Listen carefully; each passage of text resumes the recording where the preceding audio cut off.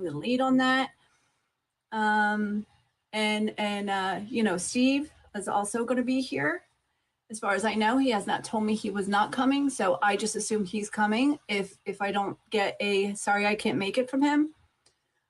If Tam, if you could go over and check the U of 2 or the tube of U or whatever we call it to see if the sound is okay over there. I already had to take it down once and redo it. So hopefully the sound is good over there. Welcome in, guys. Please, when you come in, do your heart me, start tapping. If you guys could hit some of the gift goal or send a couple Go Populars, it's only 1 coin each. Start tapping, share out the live. I'm also sharing it to, I got a lot going on, lots happening here. I swear I'm like missing people when I share out the live.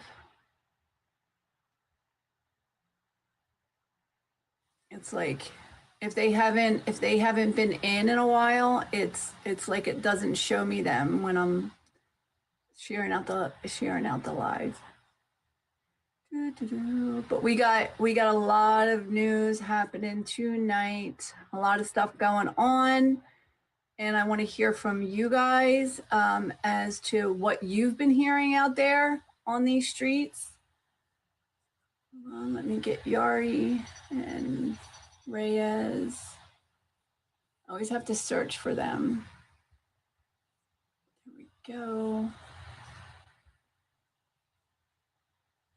Hey, Jen, thank you so much for the Jonah hearts, our Disney prince that stole our Jonah. You know, what are you going to do?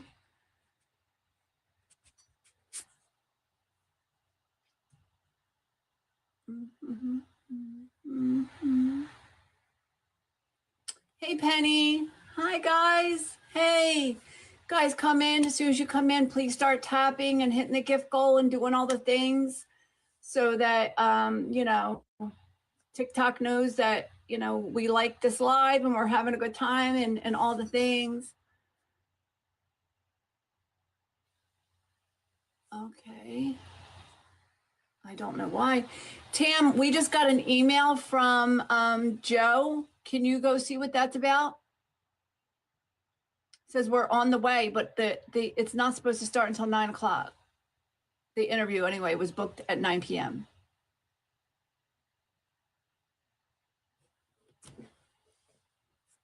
Thank you, love. You're the best.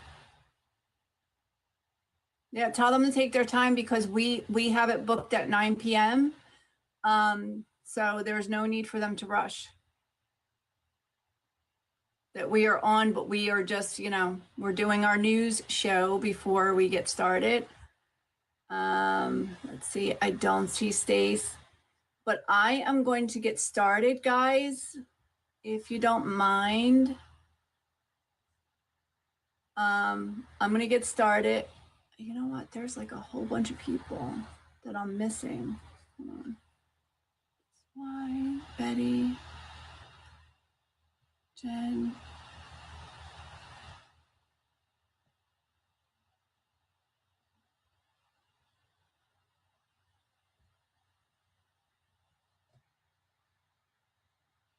Hi, Yari. I was just saying I always have to send separate, like I have to go search for you and your hubby. I said his first name.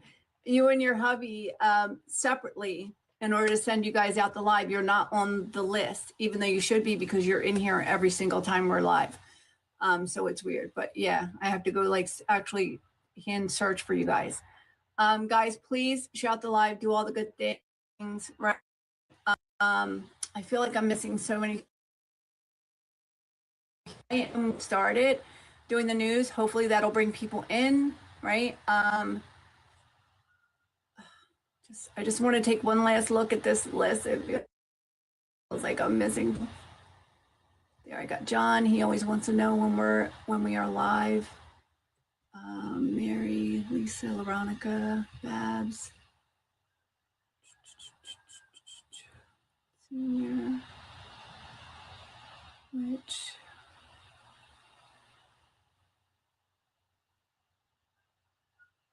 Alex Taylor. All right. That's, hey, Sin, there you are. Beautiful. How are you guys? All right. So we are going to get started with this news. Phew. Joe Reagan connects with me on LinkedIn. Okay, so I guess there's a story behind that. It looks like Tam let him know that we weren't booked till 9 and that he, in fact, was not late. Hi, Elizabeth. How are you? Yes, you caught me early. Yes, and I love it. Absolutely love it. So let's get started. Welcome to Friends with Political Benefits. Guys, I know you all know me, but you know the spiel. My name is Lisa. I am your host. My beautiful co-host Stacy is usually here, but I don't know if she's working tonight. She may be. Jen is going to join us shortly, right? Jen is going to come up and join us. Jen, if you would like to come and join me to talk about the news, please just, pop up here, request up, since especially since Stacy isn't here. That way I'm not talking to myself. Okay. Transporting. Got you. There you go. There you are, Jen. Hey, yo. Hey, everybody. How are you, love? Good. Happy Monday. So, happy Monday, everybody. So the reason Jen is going to lead, please keep getting notified that you're live. No, Farah, I'm not. It's just that it's YouTube, and yeah, it was a scheduled thing. It was a whole thing. So Jen is actually moving into the district where Joe Reagan is, right? Reagan is running. So she has a personal stake in this, and she actually knows more about the area in the district than me or Stacy would know, or even, Steve would know. So that's why she is taking the lead. She's going to be the primary interviewer for tonight, and me and Stacy are just going to kind of lay back and take the share the viewer and the chats, questions and stuff like that, compile them and do any follow-ups that we can think of. But yeah, Jen's going to take the main thing. Her and Steve are going to do this interview. So it's going to be fun. It's going to be really, really good. Thank you so much, Teresa, for coming, and thanks so much for sharing out the live and doing all the things, guys. Love you guys so much for that. Okay, so let's get started. So we know that the Trump administration is facing growing scrutiny, right, over the $1.8 billion anti-weaponization slush fund that the DOJ tried to give him. And so federal judges now, if you haven't heard, federal judges are now examining the fund under what they suspect is fraud perpetrated by the Trump administration and the Department of Justice. Because if you don't know the details of this, guys, Trump sued the IRS. The IRS during Trump's first term, while Trump was still president, I believe in 2018 or 2019, a subcontractor, a federal contractor of the IRS, accidentally released a bunch of thousands and thousands of taxpayers' previous tax returns, right, for 1 year, 1 or 2 years, I think it was. And Donald Trump happened to be in that mix, right? So it wasn't like they specifically released it and, on purpose to hurt Trump or whatever. It just he just happened to be amongst the taxpayers who, got leaked. Anyway, Trump decided to sue himself because by suing the IRS while he was president for something the IRS did while he was also president would be suing himself. And the Department of Justice, right? It was like it was like an act. I look at it like it was a play, right? It was a play. Trump pretended to be a complainant that was actually injured by this release of his tax returns, and pretended he had nothing to do with it, even though he was president at the time this happened. Then he went to the DOJ as though the DOJ, are the attorneys for the IRS when the IRS gets in trouble. So the Department of Justice was representing the IRS in this. And so, yes, and he settled with himself. So the Department of Justice said, you know what, we're going to settle this out of court. But they said we're going to settle this out of court once they found out that a judge was not going to accept it, right? Because the judge had already started asking questions when he filed the suit. Like, yeah, dude, I don't think you can sue yourself for something you did, essentially. And so the Department of Justice was like, you know what, we're going to withdraw it. He's going to drop it. Trump dropped the suit, and the Department of Justice said we're going to settle out of court. And they came up with this $1.8 billion slush fund and this promise that Trump or his family or any of his businesses would ever be audited or investigated by the IRS, right? For any future role in taxes or anything else.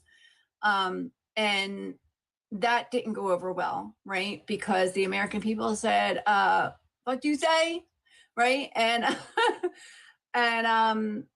the Republican Party, the Republicans in Congress, knowing it doesn't it, Bast? It sounds just like a scam. So the Republican Party, understanding that they were 6 months out from a midterm election, that they are already 10 points behind. We're going to talk about that. They're already 10 points behind where they were in the 2024 election. Hey, Carla. We got a flash goal, guys. It's probably for roses. There you go. 15 people, send 1 rose. Thank you, guys. Here, I wonder if I can pin it. There you go. There you go. So you can see it. So yeah, so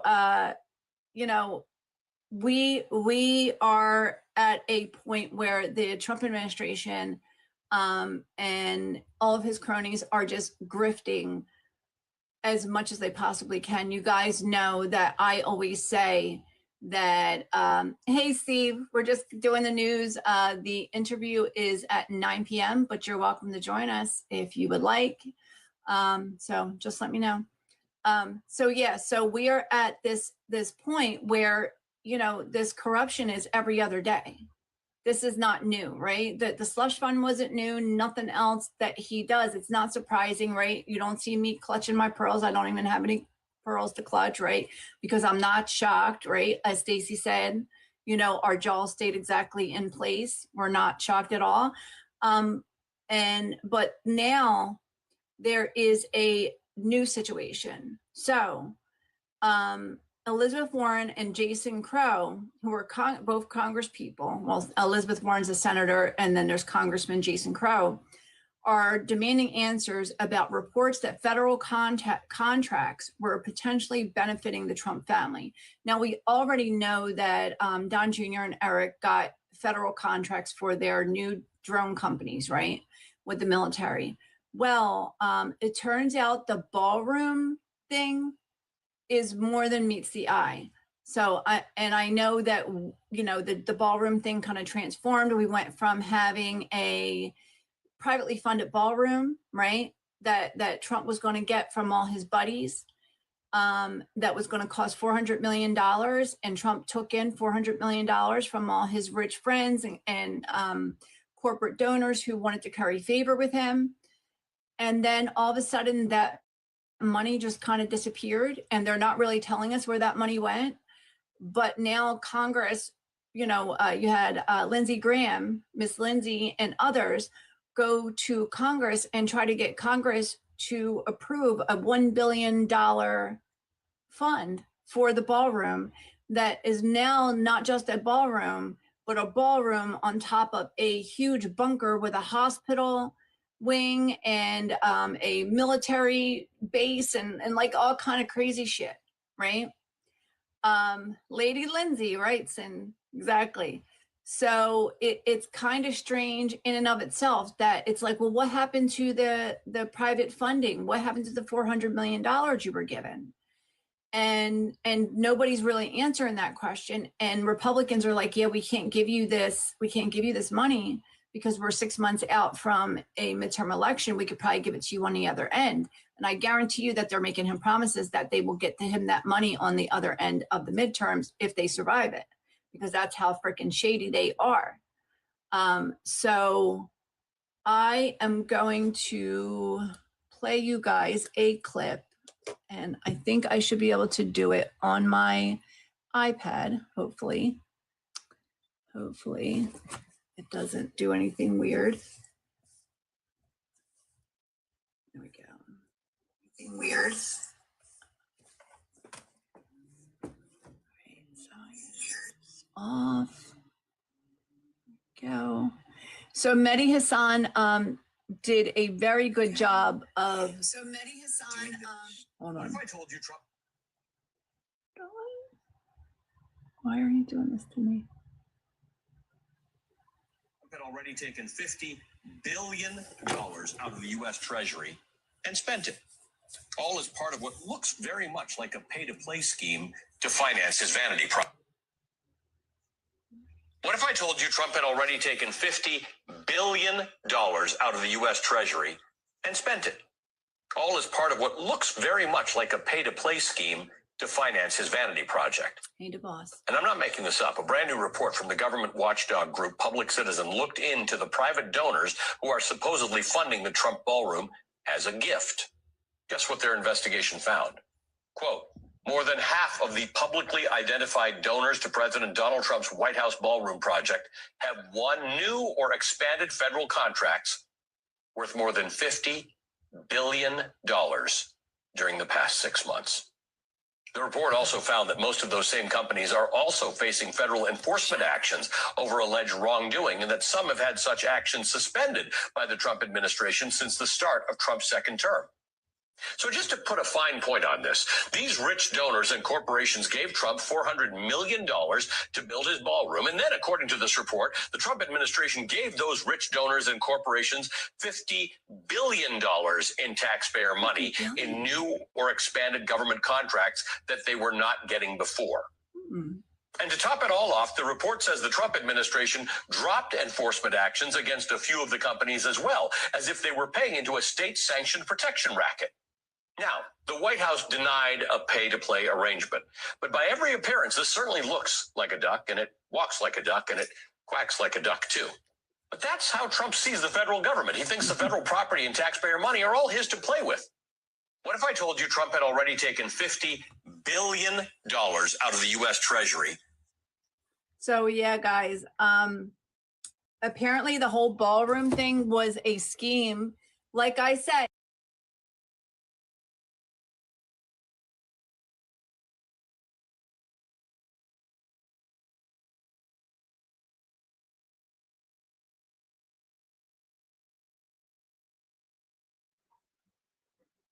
Well, maybe I can ask the chat. Let's just keep the engagement going. Okay. For everybody in the chat, does everybody remember if the $10 billion that was supposedly ushered over to the Board of Peace, was that ever verified? I have not been able to verify, but people keep saying it like it's a given, like it's, like it happened. I mean, that's another 10 billion. So on top of the 50 billion that was mentioned in that clip, there's another 10 billion purportedly that has been ushered out of our treasury for personal means. And then at least tell me if you're going to touch on this, because I don't want to step on your toes, but there was also an article that came out today about how Trump allies could make money off of the UFC event. So I just wanted to mention a couple of those things there as it relates to the grifting, but I don't want to do that until you're ready. No, I did not. I saw that, but I did not have that. So I'm glad that you grabbed it, because it does. It like we should name this every single time, right? Because it builds on itself. But guys, think about this, like we always talk about the secret decoder ring of the Trump administration, right? And what is the secret decoder ring, Jen? The secret decoder ring, right, is their goal is always to get taxpayer money out of the treasury and into their own pockets. So the way that they came up with the scheme is they would pretend Trump was going to do this ballroom. They were going to pretend it was going to be privately funded. They would give Trump $400 million in private funds that he was allowed to do anything with. He was not necessarily beholden to spend it on the ballroom. He just said he was going to, right? There was nothing in the law that says he would have to. So he took the $400 million, and in exchange, he funneled $50 billion in contracts or expanded contracts out to his donors, 50 billion with a B. If you think that he did not get any of that money in a kickback, you are dreaming, right? Like, you're wondering why people keep giving just Trump random, random stocks and random gifts and just donations here and there and buying his gold watches and donations to Liberty Fund. It's this. Well, Lisa, I have a question. This. I have a question. So the money that they initially gave to him for the ballroom, do we actually know where any of that officially went? Because that could have all gone in his pocket, the 400 million or whatever it was supposed to be. And then now he's asking taxpayers to actually fund the ballroom, right? Right. So anyway, I just feel like there's zero tracking ever. And it goes to even all the supposed phone conversations that he has with Tehran and all this. It's like, if you have all these peace talks going, where are the transcripts? Where are the phone calls? Where are the logs that are actually transpiring? But I don't think any of it's transpiring. It's just all made up in his head and he says whatever he wants. Yeah, exactly. So it's not just that he funneled 50 billion. It's not just that he took in this 400 million from people who had business before the government. So it wasn't just that he gave out 50 billion. Oh, it's a dog on a swing. That was the cutest thing ever. That was so freaking cool. Oh, thank you, Teresa. That was so cute. He had a hat. Oh my guy was swinging. Anyway. Oh my God, guys, I forgot to send you guys in the chat, but we have a peacock. I took pictures of it yesterday. My nephew got an actual peacock. But yeah, so it just reminded me I don't know why, but it just reminded me. But yeah, so we have a situation where not only is he funneling $50 billion, but there was also investigations that went away. Right? People that gave him some of that $400 million, and they had investigations that were being run by different federal agencies that just disappeared. So people are benefiting more ways than one from this president. It's like, if you ever wondered what a criminal would do if they got all the levers of power and no guardrails, what Trump is doing right now. Does Happy Night need you? Do you need to run, Jen? No, sorry. He was trying to say hi, and I was like, I'm on camera. But yeah, so did you want me to mention some of the companies that may benefit off of this UFC thing? Okay, so I love it. This is how Trump and his allies could make money off of it. So remember that the UFC is run by the owner of the UFC, Dana White. And do you guys remember that Trump credited Dana White for helping him win the election after White put Trump on podcasts that were popular with the manosphere? Hey, Joe. Remember?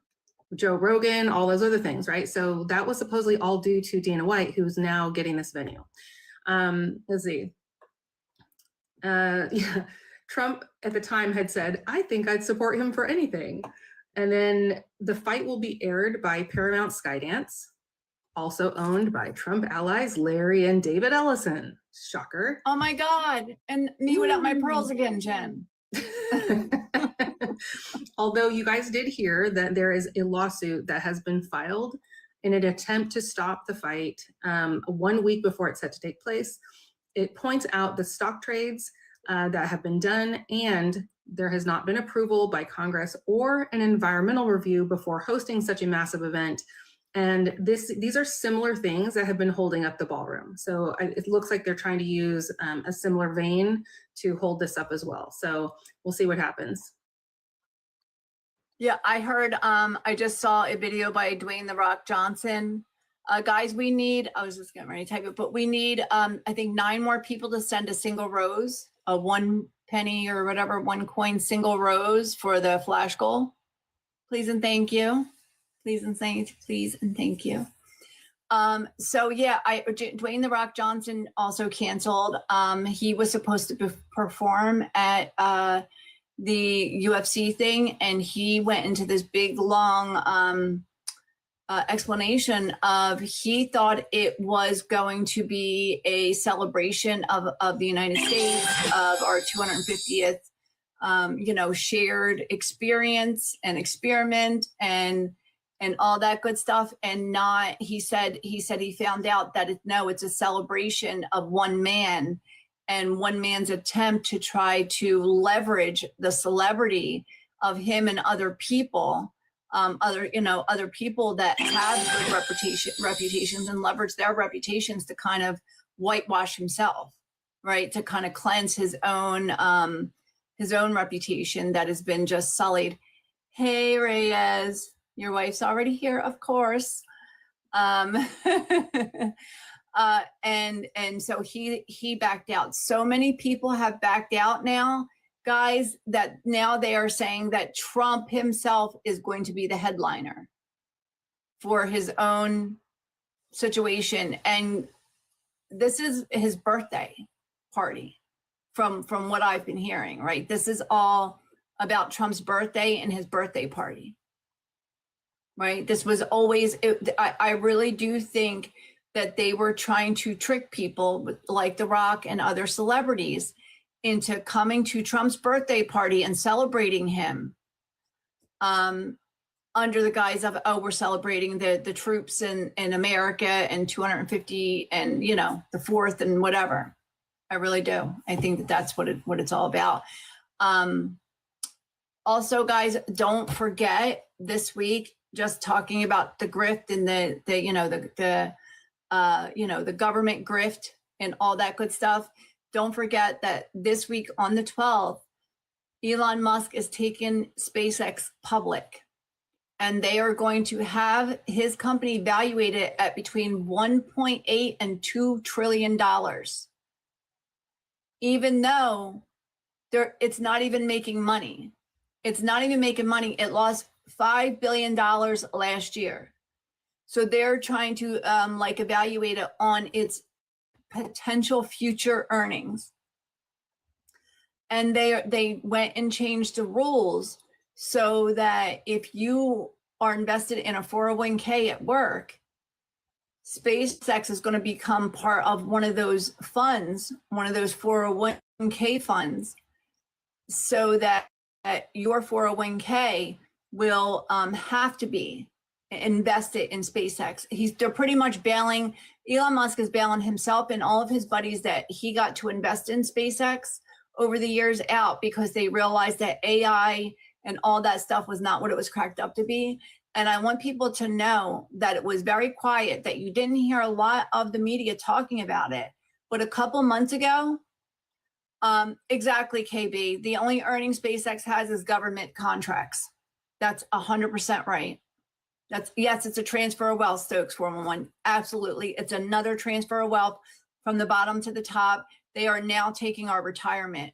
They took our wages, right? They took all the money that we had for social programs, social safety net, they're stripping our government. They're taking all the programs, our education programs, right? Our education for our kids, our higher education funding, all that stuff they're trying to strip us of. And now they're even going to trying to take our retirement. So what you can do, thank you, Jen. So what you can do, guys, is you can email or call your 401k fund manager and say, I do not want to invest in any fund that has SpaceX, anything to do with AI, anything to do with private equity, or anything to do with private credit. And that will protect you from these bailouts that they are trying to do with our pension money, with our retirement money. So just wanted to throw that out there, guys. So election watch, Democrats, of course, continue to show strong overperformance in special elections compared to the 2024 baseline, and in turnout, right? In turnout for even primary elections when we're comparing Republicans and Democrats. What is it again, right? So I will, let's see, I'm going to make a video, right? And tell you guys exactly what to say. So, yep, you email your pension fund manager, right? So your 401k manager, right? And you say, I do not want any of my money invested in any fund that has that includes SpaceX, any AI, no problem, hun. Any AI, right?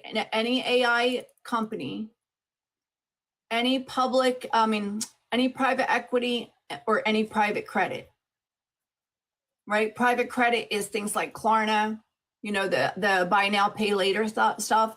A lot of people are defaulting on Klarna and those buy now, pay later apps and companies because they just don't have it. People are broke, right? The fact that they were already having to use layaway pretty much to buy groceries, which I have done it, right? I have done it. I've used Klarna to buy groceries. It's very telling, right? It's very telling.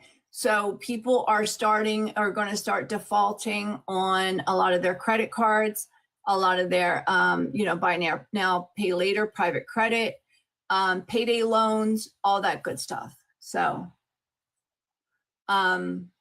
yeah. So you don't want to invest in any of that because what it is a way for them to bail out their bad investments with our retirement money.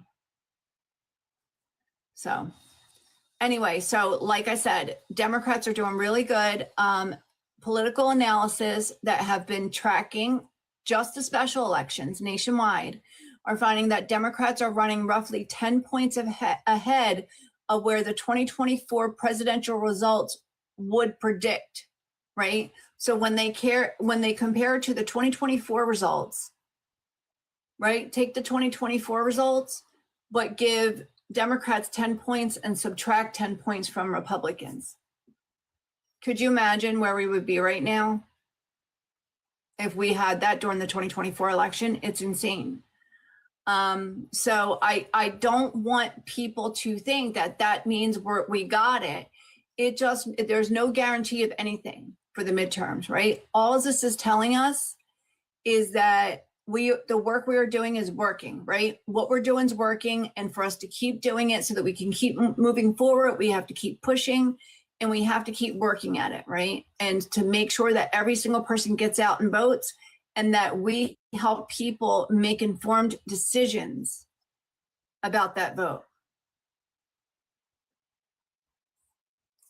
Yeah, I don't know what that means, Farrah. We'll have to talk about it later. Okay, so in other election news, here comes, thank you, Tammy. Yep, so we're gonna bring Joe up in just a few minutes because we told everybody 9 o'clock and I don't want people to miss it, right? So we'll get started at 9 p.m. if that's okay, Joe.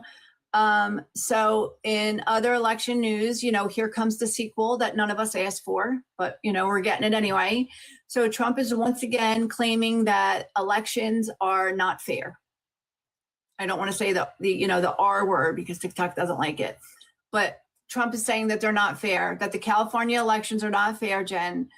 This time he's complaining because one of his favorite candidates, Spencer Pratt, is losing the mayoral election for Los Angeles, even though nobody has presented any evidence for any of the claims. In fact, there was actually fraud committed, Jen. You will not be shocked about this, but there was fraud committed, but it was committed on camera by out-of-state Trump supporters who filmed themselves driving to California and trying to vote and having full-on tantrums when the election officials wanted them to have like legitimate ID with their LA address on it, and give them their social security number, and only wanted to give them a provisional ballot until their information could be verified. And they were apoplectic that they could not do this because they had bought so far into this lie. And their cognitive dissonance was like itching them. They're like, wait a minute, what do you mean? Is this not giving Pizzagate? It so is. I didn't think about it, but you're right. It so is giving Pizzagate. Like y'all didn't learn. Mm-hmm. Y'all didn't learn. That wasn't humiliating enough for you, but here we are again. Yeah. No, it really is. It also, really real is. Quick, I'm sorry, breaking news. They just showed Trump at the basketball game, and there were boos everywhere. at the Knicks game. Thank you, Teresa. So that's my breaking news for the moment. Sorry. No worries, no worries. Thank you for telling us that, because I actually saw a video earlier today about the Knicks game, and somebody from that area was like telling people to boo, like that like they were like, oh, this is what you have to do. I want to hear you booing. This is your Pearl Mania, wasn't it? I think it was. Yeah, he's like, this is your duty. Yeah, this is your duty. This is your American duty. Here's how you do it. Use your solar plexus. Yeah. So yep. It's the usual thing, right? If Republicans win an election, democracy is working and elections are secure. But if Republicans lose, it's the deep state with, space lasers and dead people voting and, all that kind of stuff. Mm-hmm. So Middle East update, guys, there's a lot going on. As we know, Israel and Iran have exchanged direct attacks this week after fighting connected to Lebanon and Hezbollah escalated, creating fears of a broader regional war. After missile exchanges and retaliatory strikes, both sides are currently signaling a pause, though tensions remain extremely high. The conflict, no surprise, also sent oil prices jumping to more than 5% as markets worried about even more disruptions in the region. Meanwhile, Iranian-backed Houthi forces are threatening additional disruptions to shipping routes in the Red Sea. And as always, the Houthis just want them to leave people alone and stop unaliving civilians and stop starving Gazans, right? That's what they want. Nothing says that we are on track for a healthy economy, right? Like Trump and Netanyahu and Iran taking turns destroying, oil and gas resources in the Middle East at the cost of almost $2 billion a day for American taxpayers. And meanwhile, people in the United States are already struggling to pay our rent and buy food, and innocent people in the Middle East are paying the ultimate cost in yet another imperialist, colonialist war, where the United States and Israel decide that they want your resources and they will unalive you to get them, right? This is where we're at. This is where we're always at. Did you have more on the Iran thing, Lisa? Because if not, I wanted to add a quick little thing. Go ahead. So what do you guys think C-19 has to do with the Strait of Hormuz? Any guesses in the chat? What does C-19 have to do with Strait of Hormuz? I'm going to spoil it for you because it's such a weird question. The thing that has them related is adapting, especially with regards to logistics and shipping. I know, right? The eyes. So because of C-19, and remember all the disastrous shipping and logistics issues that were going on, a lot of shipping companies, especially big ones like Maersk, they learned to adapt and find alternate routes and other means and ways of getting things to where they needed to go. So interestingly enough, there are a lot of shipping companies that are finding ways to get to other ports by way of land and all these other things. Now, of course, this does bring up other issues like, are there enough truckers, right? Because you can store so many more containers on a boat, on a ship, than you can on a truck, obviously, right? Maybe 2 containers on a truck, thousands of containers on a boat at a time. So there are other issues with those logistics, but they are more prepared now than they would have been prior to C-19 because of them having to adapt before. So it's really interesting to see how, at least countries that are still allies are working together to try to get around this disaster that was unfortunately caused by us. Because if it wasn't for us, I honestly don't think that, is my opinion, I don't think the I-State would have gone forth on their own. But they knew they had our FOTUS in the bag, so. Yep, he certainly is in the bag. It's just, it's like the more you know, the more you wish you didn't. The more you wish you didn't know. That's so true. That's 1000% true. So Ukraine remains, of course, locked in a grinding war with Russia, with Western military aid continuing to be a major political issue in Europe and the United States. There is a bug on my laptop. One thing worth reminding people, right, is that every week that Ukraine is still standing is another week that Putin failed to achieve that quick victory that he wanted and expected when he went into Ukraine. The story tends to get lost, right? Because, the war has kind of become background noise. It's been going on for so long. And we had the Gaza war the Gaza G-side and the Iranian war and what they're doing in Lebanon and the Sudan and everything else has kind of, pushed Ukraine to the back burner. But you know what's interesting? They're still going strong. Speaking of the length of this conflict over there, there's now this sort of circular argument going on where Putin has said something to the effect of, even if they decided on some sort of agreement or ceasefire, he would not honor it anyway because he does not consider Zelensky a legitimate ruler at this time. Because, and Putin has said this for a long time now, and he's put this in Trump's ear, and this is what Trump was claiming in the Oval Office, that Zelensky's a dictator because he's actually beyond his term of the presidency that he should have had for Ukraine. But as we all know, the reason why they're not having elections is because of the war. They cannot have elections when so many people are displaced and you can't possibly track who's done what. It would never be a legitimate election. So they cannot do it until this war is completed in some fashion. And so it's weird because they want to suggest a plan to move forward or a settlement of some sort, and they simply wouldn't take it anyways, or Putin wouldn't take it anyways, because he's like, well, Zelensky's not your legitimate leader, so where do you go from there? It's like it's a weird stalemate kind of situation in a sense, not in the land grab sense, but in the agreement sense. It is. Yeah, I mean, and with Trump being in there, it's like I'm surprised that it's not been over. But Zelensky is still able, to call him a legitimate ruler or not, right? It's really hard for them, to have elections, and when you're, shooting missiles at them and stuff, what do you expect? But we know that Putin used this as an excuse, right? He'll use anything as an excuse not to recognize Zelensky.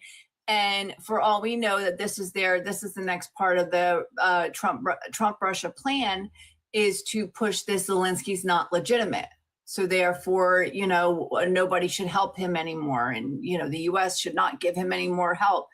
But I just love the fact that they are still going, they're still going strong. They're still able to fight even though there's one hand tied behind their backs. So, oh no, it would not. Yep. Kamala would have dealt with this. She would have taken care of business, and Putin would not feel so bold, so emboldened to do whatever he wants, right? All I can think of is your hat, Lisa. Your hat. Yep. Kamala would never. Kamala would never. Kamala would never. Absolutely. Kamala would never. Yeah.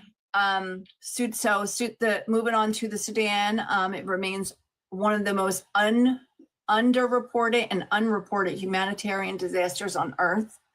Millions remain displaced, and humanitarian agencies continue warning about famine and worsening conditions. And to me, it's interesting, right? How, our cable news can spend hours, right? 6 straight hours discussing, the royal's wedding or a celebrity divorce or, whatever they got made up, this week about whatever progressive is running wherever they're trying to take them out, which is crazy. We have the media, we have Republicans trying to take progressives out. We have the media, the mainstream media trying to take them out. And we have establishment Democrats trying to take them out. And they're running in this environment. I digress, but it's just, anyway, but we can't spare 5 minutes. The media cannot spare 5 minutes for one of the most gruesome, just horrible, humanitarian disasters in the world. where it's just like absolute atrocities happening, right? And I feel like it's Gaza before people started paying attention. You know, Gaza was like that at one time where people really didn't understand. They really didn't know how bad it was. And that's where about this Sudan is too, now. Lisa, as far as like the comparison between how much attention Sudan gets compared to Gaza, compared to Ukraine and all these other things. The only thing that comes to mind for me, well, not the only thing, the main thing that comes to mind for me is that, does the US have as much involvement in that area of the world than the other two? Because the reason why I think more taxpayers, I'll just say, right, and totally generalizing here, are more concerned about Ukraine is because we've been told that our taxpayer dollars shouldn't be going there anymore, or our taxpayer dollars are now contributing to a genocide over in Gaza. And so more people's ears have perked up because like that's directly related to us somehow. Now, is that the same for what's going on in Sudan, or is that somehow different? Is that because the media has no way to tell you as the viewer how this pertains to you and how you could be victimized by the situation, or why you should be infuriated by what's going on? Yeah. I think that you're right. I think it's about taxpayer money. And I really don't know. A lot of what I know about the Sudan came from the special that A Money did in her live, where she had somebody come in and talk about it. And Daddy Swan, who was in Smitty's lives a lot, she does amazing lives about the Sudan and just like geopolitics in that whole area and that whole region. And she does a lot of outreach and fundraising and stuff for it. So I believe that it's Saudi Arabia, I want to say, is the culprit, and UAE are the culprits in Sudan. So I would say yes, that the United States probably has a proxy hand in it, but not a direct hand where somebody could draw a direct line. And like people were talking, have been talking about the fact that Gaza is like overshadowing a lot of the other things that are going on, right? And I think that you pinpointed one of the reasons, and that is because of Israel's involvement, and because Israel has become such a lightning rod, right, for our political discourse because of all the things that's happening, all the things Netanyahu has done, and also the flotillas. You have these very popular people, you have these very like famous people, right, from all over the world getting on these flotillas, and they're going into Israeli waters, and they're being kidnapped, right, and it's being televised, and it's what they are doing is what you would need to do to bring attention to a humanitarian crisis like that. It's like, because at that point, with all that going on, the reporters, the news anchors could not look away. They could not report on famous people being arrested and detained and kidnapped pretty much, by Israeli forces. There's just no way that they could get away with that. So you would need something comparable, I think, going into Sudan in order for us to have to be getting as much information and for it to take center stage. I have another question about that. I'm sure that you've heard this because like you just mentioned some pretty well-known creators who've been talking about it. They do, I think, from time to time mention that there are documentaries talking about what's going on in Sudan. Yeah. I'm wondering if we should start, maybe just an idea, and I don't want to go off on too much of a tangent, but maybe we should start doing like watch parties of some of these documentaries so that we have more knowledge to talk about it, because I feel like we are very overwhelmed with the media cycle and the barrage of just everything, the amount of corruption that we're dealing with right now. It's pretty overwhelming, especially to somebody who doesn't normally keep up with politics and on all this sort of thing. And so I just have a feeling that for a lot of people, it's like, I can't handle one more thing right now. I just can't, like, not if I'm going to run this marathon. It's not a sprint, it's a marathon right now. But maybe if we were to do small introductory things, like at least we can start getting the knowledge about it so we're not completely in the dark, and we can start sharing that. And it may unfortunately not be, none of these things none of these atrocities are getting the attention that they deserve, the energy that they deserve, the funding, the pushback that they deserve. But, you know, we got to start somewhere. And so watch parties, I think, would be a great start. Yeah, no, I like that. I really like that idea. I know we talked about it before. Yeah, a lot of people love that. Jen, you're getting a lot of like, yes, let's do that in the comments. So guys, we will set that up.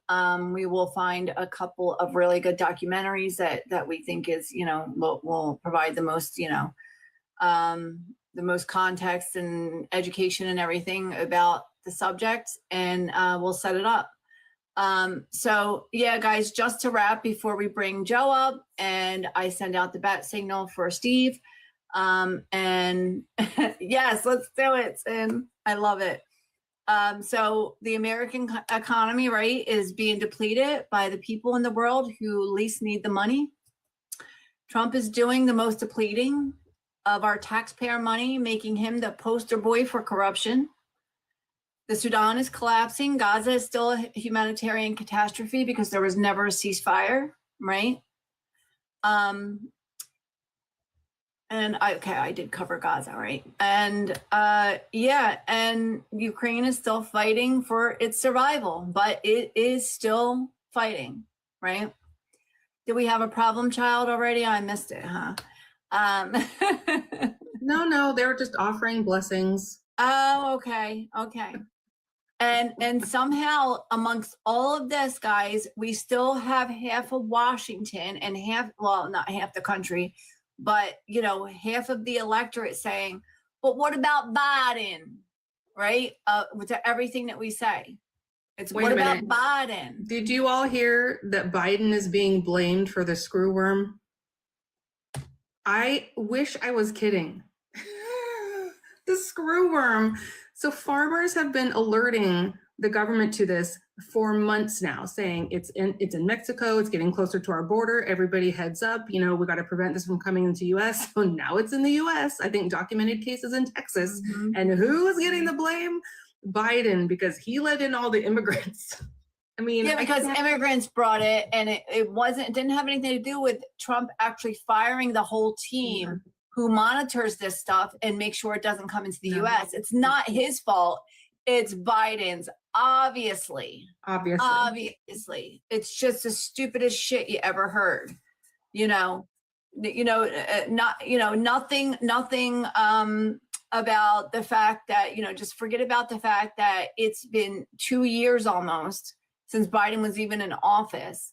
And it's just now happening where we're seeing it inside the United States, and Trump, took all the funding and fired all the people who were responsible for watching out for Ebola, screw worms, right? C-19, and there was like 2 or 3 other things, right? The entire team. Jonah says, tappity tap, tap, tap.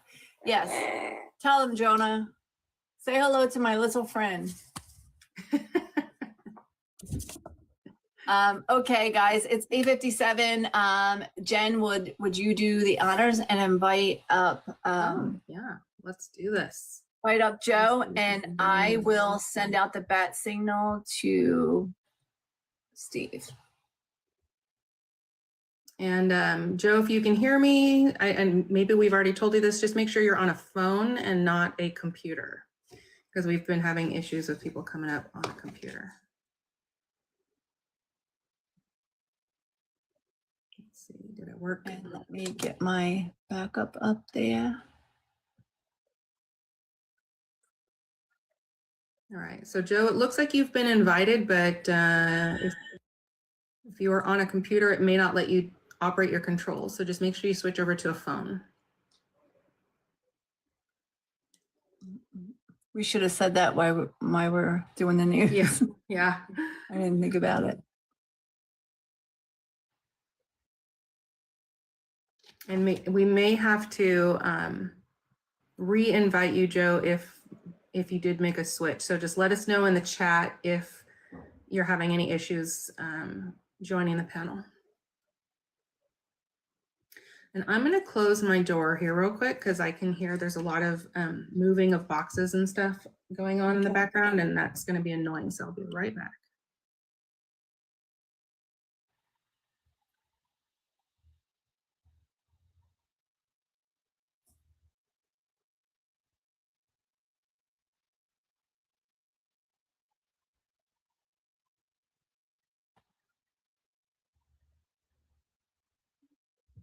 Okay. Yeah, Marnie, can you add that to the form just as like a little disclaimer that when they're getting ready to join, to make sure they're doing so from like a phone, probably I don't know if tablets work. I would assume tablets work if it operates like their phone. All right, let's see here. I'm going to uninvite Joe and then I'll invite him again. Okay, sounds good. But I'm not really sure if, let's see, have you guys seen him in the chat? He said he was here and he was watching. I mean, he was in the list, Gotcha. but I haven't seen him chime in a minute, so. Let's see. We're working it, be there in a sec. We'll have to switch to phone. Okay, perfect. Thank you, Joe. I'm pretty excited about this, Sin, because how often do you get to ask more than like one question to your potential congressperson? Normally in a town hall, you get like one question max if they choose it, and so this is pretty cool. Yeah, okay, thanks, Marnie, appreciate that. I probably missed one of his other replies when I was closing my door. I was trying to see if I could share the YouTube to like Indivisible, Colorado Springs, because that's the area, primary area that Joe would cover. And I'm still have this pending status because I just submitted my request to join the group a minute ago, but it would be cool to share with other people that are in the area because the whole goal is to get people in the area to know Joe more and more so they can make an informed vote. And Colorado, their primary is coming up June 30th, just so everybody has an idea of how soon this is coming up.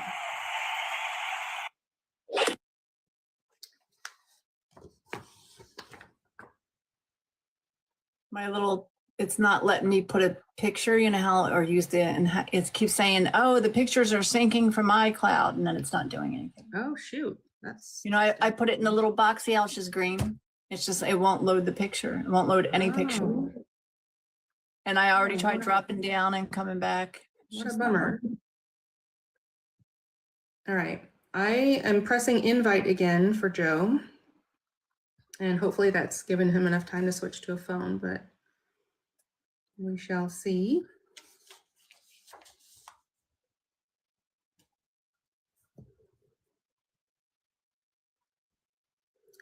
Marnie said, I can't gift the last gift goal option. Turn my do not disturb on. 2 of the gift goals are already done.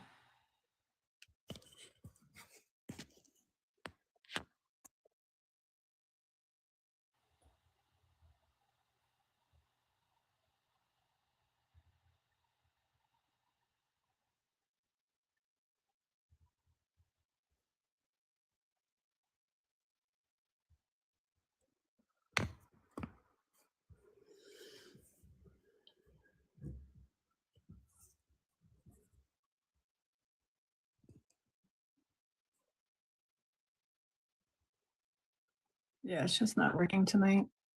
The picture thing's not working. It's just not gonna work. It's not gonna work. I always say TikTok be talk ticking. Not doing its thing. Sure enough does. All right, so I don't know, I don't know if, so Joe is still showing invited.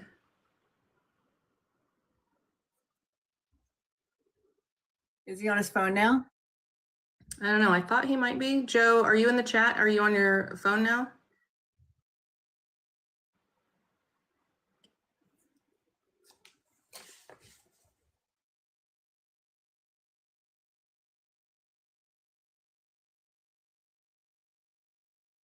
kids' hands, you know, in the other room playing a game or something.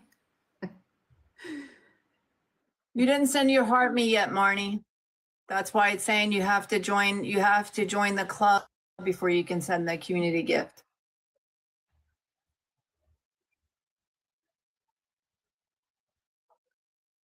It's not what I wanted.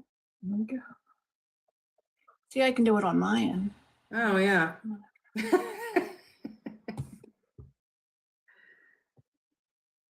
What?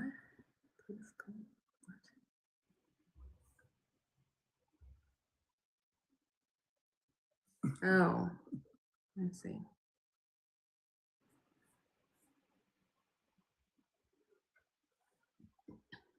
All right. I don't see any chats from Joe either way.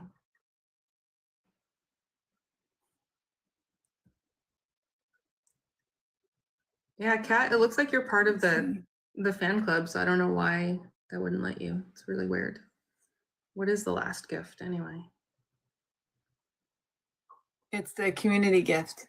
Oh, That's why it's saying she's got to be part of the fan club. but she is part of the fan club, isn't she? I feel like yeah, if she gave the heart me, yes.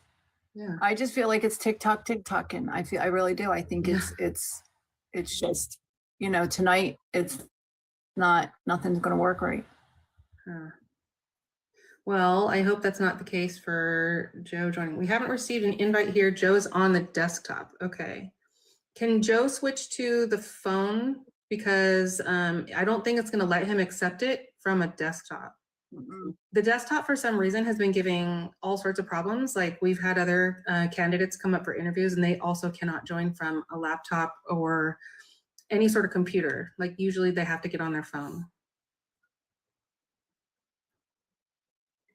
Let me uninvite, and then I'll resend it again. Oh, let's try this one. All right, I just clicked invite one more time, so let's see if that one goes through.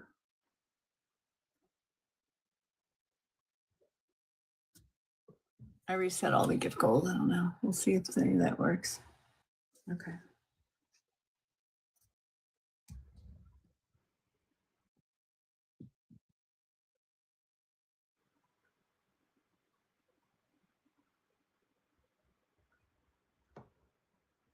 Freaking still no. Oh, cool. Cool gift. Thank you. Oh, it's pretty. I have flowers. Flowers. What was that one you got earlier? It was the Jungle Cooper. I had never seen that one before. That was pretty cool. I've never seen Teresa. Teresa always finds like these weird gifts. I think Teresa's the one that sent me a whole ass llama. And then it was somebody sent me a big fat chicken that was on my head. Oh yeah. It was round. Yeah, I was like checking because I have my backup to show the, you know, to stream to YouTube. And yeah, I don't even see a thing to like request up on the laptop. I guess you can't go on a panel on the laptop. It's a whole ass, you got to do it's a whole ass llama. We don't half-ass anything around here. We do not. It's a whole ass llama. Oh my God. Did you guys, oh, you got to see. Hold on.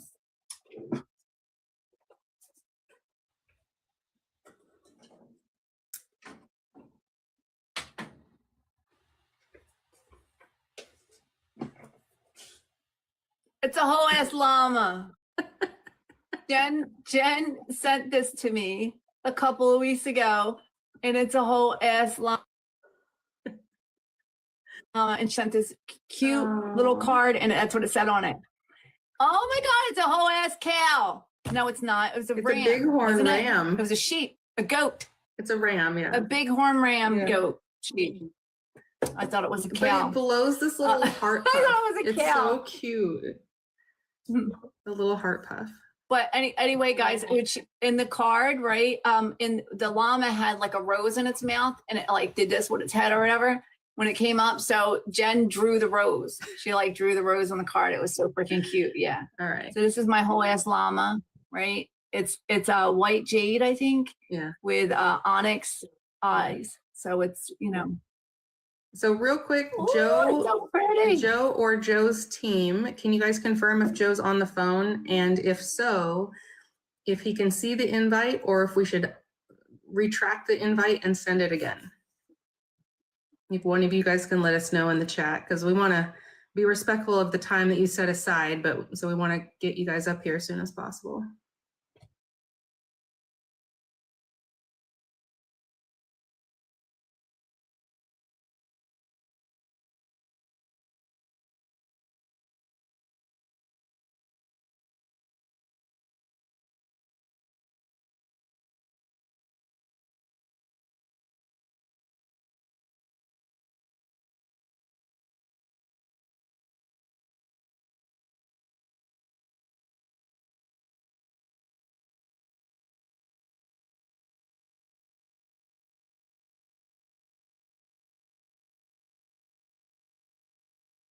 We are respectful of Joe's time. So we will make sure that when he pops up here, he'll let us know what his hard stop is, if he has one. And then you all can feel free to pop in some questions into the chat. We will do our best to put your questions into a queue and we will try to get to those time permitting. And we'll try our best to fit them in where they are relevant. Yeah, we lost like half of our viewers. Yeah, I know. At least this sort of unalived air time is tough. Mm-hmm. All right.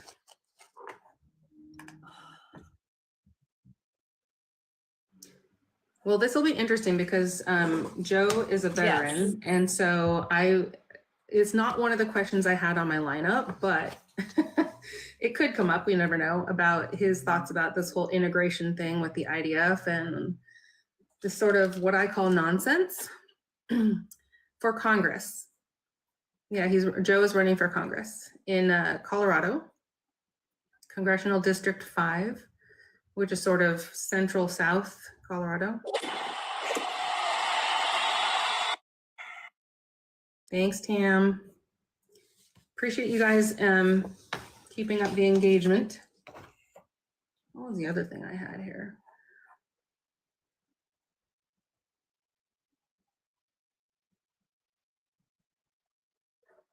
I thought I had something else I could show you guys for headlines. Normally I get this like Trump tracker. Okay, let's try this one. Joe, let's see. Invitation sent, it says. Maybe not. Let's try this one. Invited. Uninvite that one. Also, Joe, you should be able to click the pink and blue person in the left corner, bottom left corner of your screen if you're on your phone.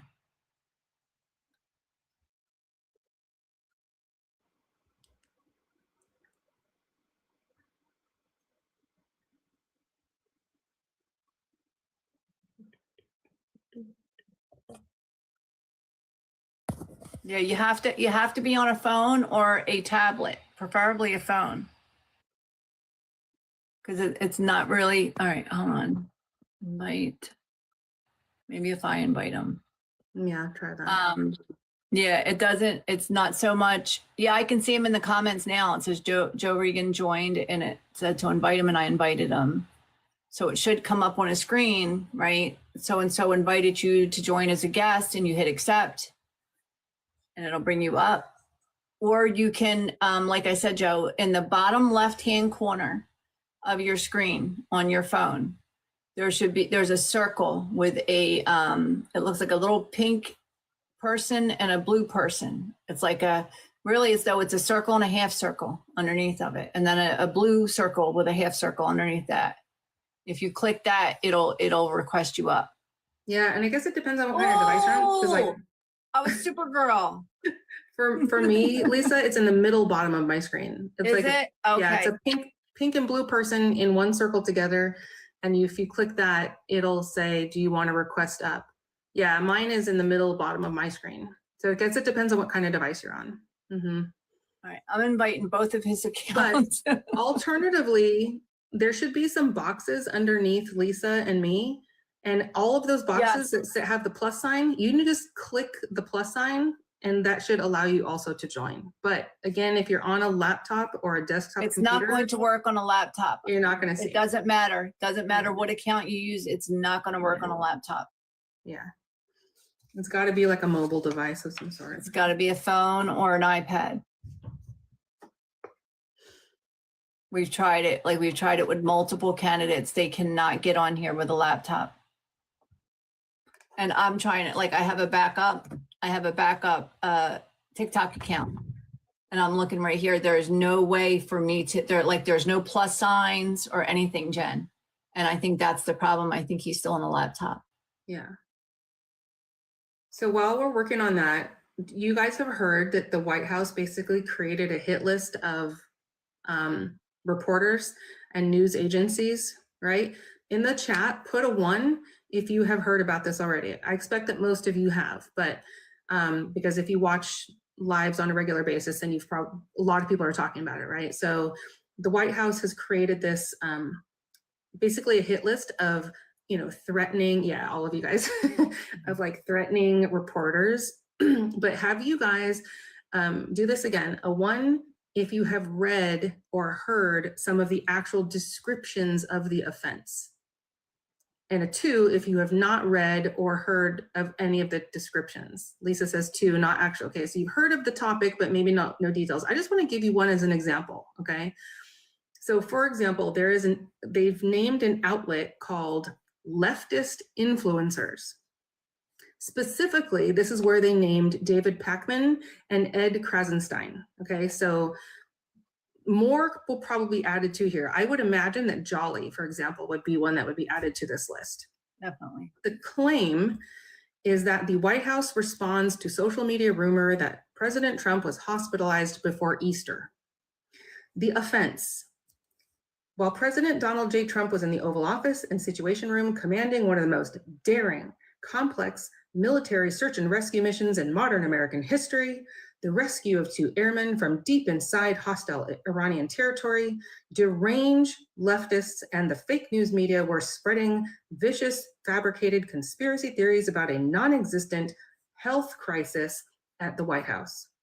The truth, they say, fueled by unhinged fringe accounts on social media garnering millions of views, collapsing liberal media outlets, turned to internet gossip to front page, quote, news, dishonestly framing it as a full-blown scandal and completely ignoring President Trump's ironclad leadership and the triumphant success of our troops.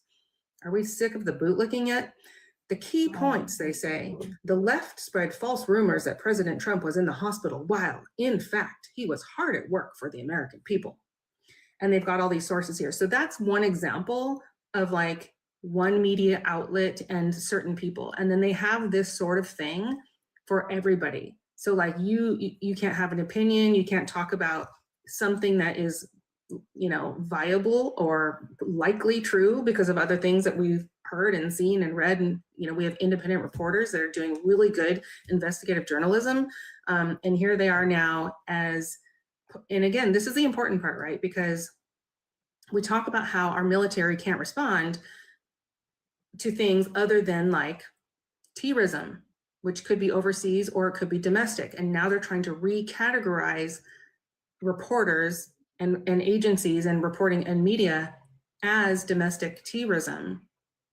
So then all those things that are not supposed to be allowed could be allowed, right? If they get away with this kind of thing. So I always say, if you don't think you can do something about this, like this would be, as Danny says, third circle kind of territory or beyond, right? I can't personally affect this. However, the people that can fight this sort of thing are like the ACLU, Democracy Forward. There are agencies that are fighting these things on a legal basis every day. And a lot of time they are successful. So what I can do personally is I can donate my money toward those agencies who are doing the work. So if you feel like you want to have a little bit of element of control, you can do that too. All right, where are we with the invite here? Anywhere closer? I don't know. Tam, can you email them and tell them that he has to download the app on his phone so he can join. I just sent 2 invites, one to the Joe Reagan account and one to the I Joe did that Reagan. earlier, Okay. but if he's still on a laptop, it's not going to work. Yeah, I don't know.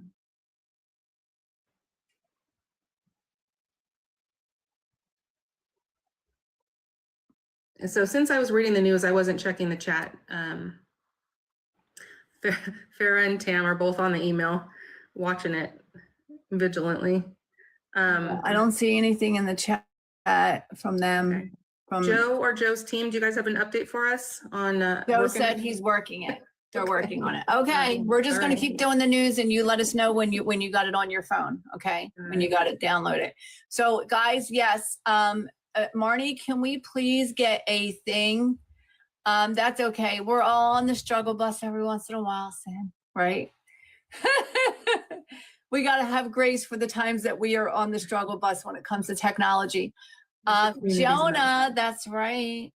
Jojo, yeah, the screen, I was like melting into it. It's like I had no hair, and it was getting on my nerves. So it's just like that sometimes. Yes, please add it to the forum for the candidates to download the TikTok app to their phone or tablet prior to the interview. That it will not work. Like put it in bold letters or something, or like highlight it in like yellow, or at the bottom. So I have another thing. You guys have heard of the Scott Pelley firing from CBS, right? Oh, did you guys see any of the interview? I'm sure you did, Jen, if you brought it up. I mean, it was so riveting. It really was. And I was just going to read the thing from the article since I've got it up here. So yeah.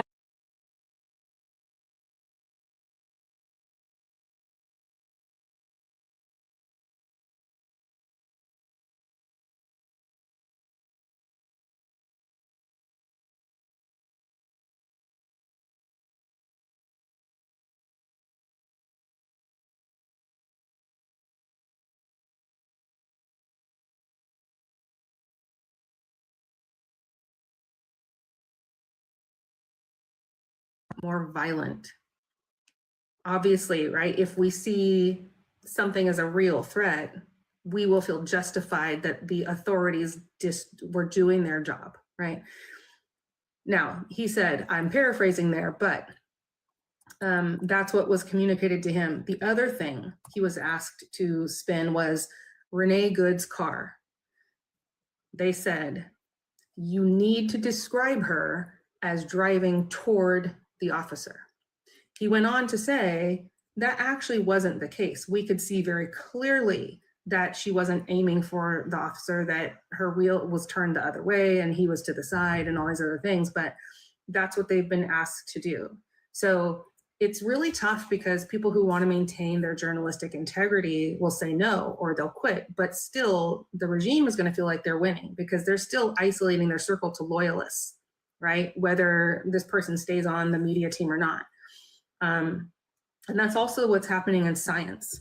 So I don't know if you guys were aware of this, but like they're also making moves to, instead of scientists making decisions about grants and research and how certain monies gets funneled into research that is involved with the federal government, now they're just putting political people in charge of those decisions. So this has been sort of talked about since the beginning, since the onset of this term. The Chevron deference, right? The Chevron deference was one exactly for environmental reasons, that instead of environmental experts, it would be corporations making these decisions about what should go forward. And so same thing's happening with science. I've got family members who are in the science community, and they're saying that we are losing the brain drain, right? Scientists and doctors are going to other countries where they can, number one, practice their medicine or their science, and also they're getting funding for the research that they're doing. We're just being canceled all over the place. So we're losing, literally, in my family's words, we're losing generations of scientists already because labs aren't getting their funding. So the research is already stopping. In fact, my family member said that there is a whole mouse strain that has been completely lost. It existed nowhere else. And now it's completely lost because the funding has gone away. They've had postdoctorate programs where they are used to having a certain amount of students every year enroll in these classes, and they're no longer enrolling.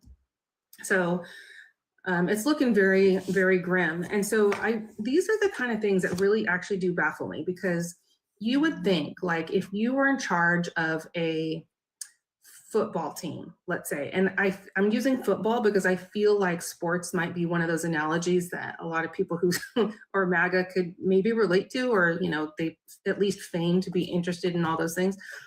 And so if you're the coach or you're the team manager, you know that old adage where they say, like, the team is only as good as the weakest link kind of thing. And they use that in the military too, I think, a lot. You're only as good as your weakest, or strong as your weakest link. And so the whole point is to bring everybody up, right? Now, we all know the whole a few good men thing, where the weakest link gets, you know, BEAT into submission or into compliance or into trying to be better, instead of like encouragement or anything positive. God forbid we use positive reinforcement for anything in the manosphere. But that is kind of the idea, right? If we want to be the greatest nation, that means all of us. That doesn't mean some of us. And so if you want the greatest nation, that means having the most educated, not just the most wealthy. It means having the most widely versed, you know, expertise, not the narrowest form of expertise. It means having the greatest number of allies around the world, not a narrow band of allies around the world. It just absolutely floors me that all of the things that would make any nation, in my opinion, great, in as far as like the world stage, we're doing everything opposite. So WTF about that. All right, where are we here with the invite? I'm waiting to see him say, okay, I'm here. I'm on my phone. I'm kind of wondering, like, maybe, I don't know, Lisa, how you feel about it, because I know that Joe's given a lot of time here, but I don't know if we want to, if you want to make this like sort of an indefinite attempt here, or if we want to maybe in a few minutes try to reschedule for another time, or like, yeah, I mean, I'm thinking about that. I'll see what Joe wants to do. It's entirely up to him, but I don't know. I'm thinking about doing a reset, because, you know, we lost a lot of our viewers messing around with the thing. I don't know where Steve is. He was here at the beginning, and I was like, hey, you know, we're doing the news. If you want to come up. You probably got stuck MAGA hunting or something. I sent the, you know, I sent him the invitation. I sent him the invitation that pulls him right up on the panel, and I texted him. So did you guys see an hour ago, I don't know how breaking news this is. Trump formally nominated Todd Blanche, shocker, as the AG. Yeah, not surprised. Yeah, I mean, we kind of knew that was coming, but I guess it's now formal. So I guess we'll see. I don't know. I feel like they're just hell-bent on as much destruction as humanly possible before November. Like, break it. If you can't, if you're not going to win, then just break it as much as possible so that nobody else can play with your toy. Of course, yeah. And I feel like, of course, he was going to nominate Todd Blanche. I feel like it was just, he was just biding his time, right? And also, I think that they put Todd Blanche in an acting position, and because you can only be there for, I think 120 days or something like that, an acting position. Hold on. Let's see. I just sent it in. I know it popped up in the thing. It's like, invite Joe to the panel. So I did. I don't know. I sent the invitation to. Yeah, I feel like they, yeah. You guys will need to reschedule. We're having technical issue on our end, and there's issues with live access and things that were. Oh, okay, Joe. Yeah, we can do that. You have the link to schedule the interview. I have 1,000 followers. You shouldn't really need 1,000 followers to get live access as a panelist. To go live, you would, but not to be as a guest. You should be able to be a guest on a live. I'm pretty sure as soon as you have an account. Yeah, we have people up here with 0 followers that come up and join the panels. And I've been able to join panels, just, you know, the minute I was on. But yeah, you have to be on a phone. You have to be on the app. Okay. So if you want, we don't have anything going on tomorrow night. That's the only night this week that we don't have an interview. But you also have the link. If you have the link where you scheduled this interview, you can just use that and schedule a new one. Just pick a new date. And like I said, this week, tomorrow, I think is the only one that's open. Because we're booked straight through Wednesday, Thursday, Friday. I think Saturday might be open. Jonah is watching. He is. He's like watching through my hair. But yeah, we can figure it out. Joe, we can figure it out, you know, before you know, your next interview date, so that we can make sure everything is good. And you can even like come in when we're live, maybe tomorrow, maybe Wednesday night before we do the interview, because we always come on early to do the news. So maybe while we're doing the news, we can just test it out, make sure you're ready to go. So yeah, we'll figure it out. It's no big deal. It happens, right? Technical things. Just, I would make sure that you have the app downloaded onto your phone or your iPad or your tablet, and be signed into it. That's it. And you should be able to. If you guys, with either Joe or the team, if you guys want to follow my account here, I would be happy to work with you guys separately as well if you want to do some test runs, just to make sure it's all working. Mm-hmm. So like if you want to do it before the actual start time. I think Tam just sent the link to you guys so that you can, you know, simple and easy to select a new date.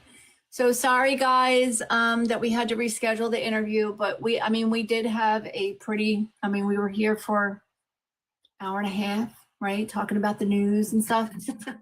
So guys, is there anything in the chat? Is there anybody in the chat that has a question about anything that's going on, wants me and Jen's opinion on anything? You want us to talk about, there's anything you want us to talk about before we say, you know, good night?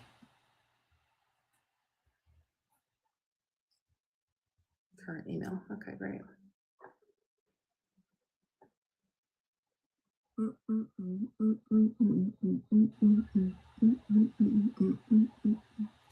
All right, guys, it's okay. It's all good. Everything happens for a reason, right? About the Israel partnership, do you mean the bill that they tried to pass where they were going to try to combine the military, the two militaries, Marnie?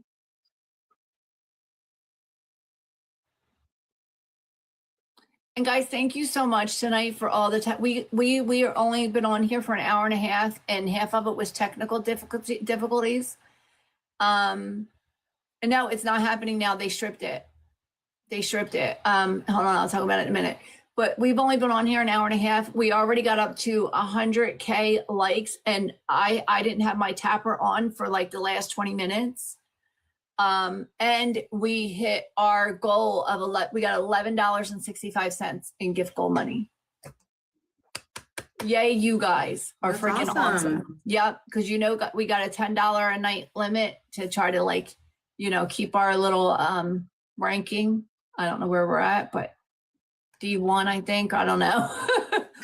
But we used to be in C4. Yeah, we used to be in C4, but you know, I'm not worried about it. I used to stress about it. It is what it is. But I am almost to the point where I can have that affiliate thing removed. I think it's only a few more days and I'll be able to have the affiliate thing removed. So that should help. But I did notice, since I stopped putting like product links on my videos and on my lives, we're getting more people in here. When we're having the interviews and stuff like that, we are getting more people in here. So, and we're getting out to the FYP because we're getting different people, like different names and stuff like that I've never seen before. Yeah, I feel like it just because here's what I have observed with this regime. Mm-hmm. They will aim for a target or a goal more than one way. So while we're looking at this way that they're aiming to do a thing, like in your example, Marnie, they're aiming to combine and collaborate with the IDF and things like that. We're looking over here and we're going to be mildly celebrating that this thing was stripped from the bill but there's 2 or 3 other, prongs or tentacles of this Kraken working in the background. So that's the way it always is. Such a good When they're aiming to do something like, hey, we'll go for it, we'll try to get the votes, but if the votes don't work, we're going to use the Supreme Court or whatever. Like, they always have something else, a plan B and C, a plan B and a plan C. And that's kind of the way it is. I don't know. And that's why we need big plans, right? We need big plans, concerted effort.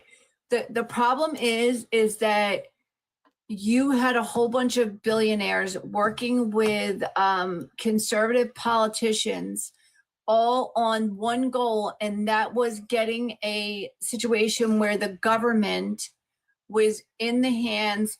We had to reschedule because the candidate was having difficulty joining. They have to download the app and everything. So we're going to reschedule it for another night. But we have our next interview is Wednesday night with, I don't know who's it.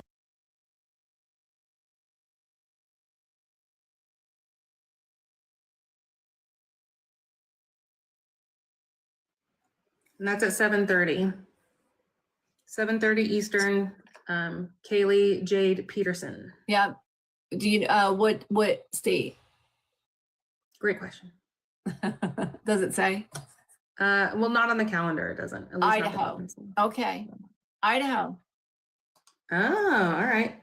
We definitely need some good people in Idaho. But then Brian won't be able to send people there with their one soggy potato.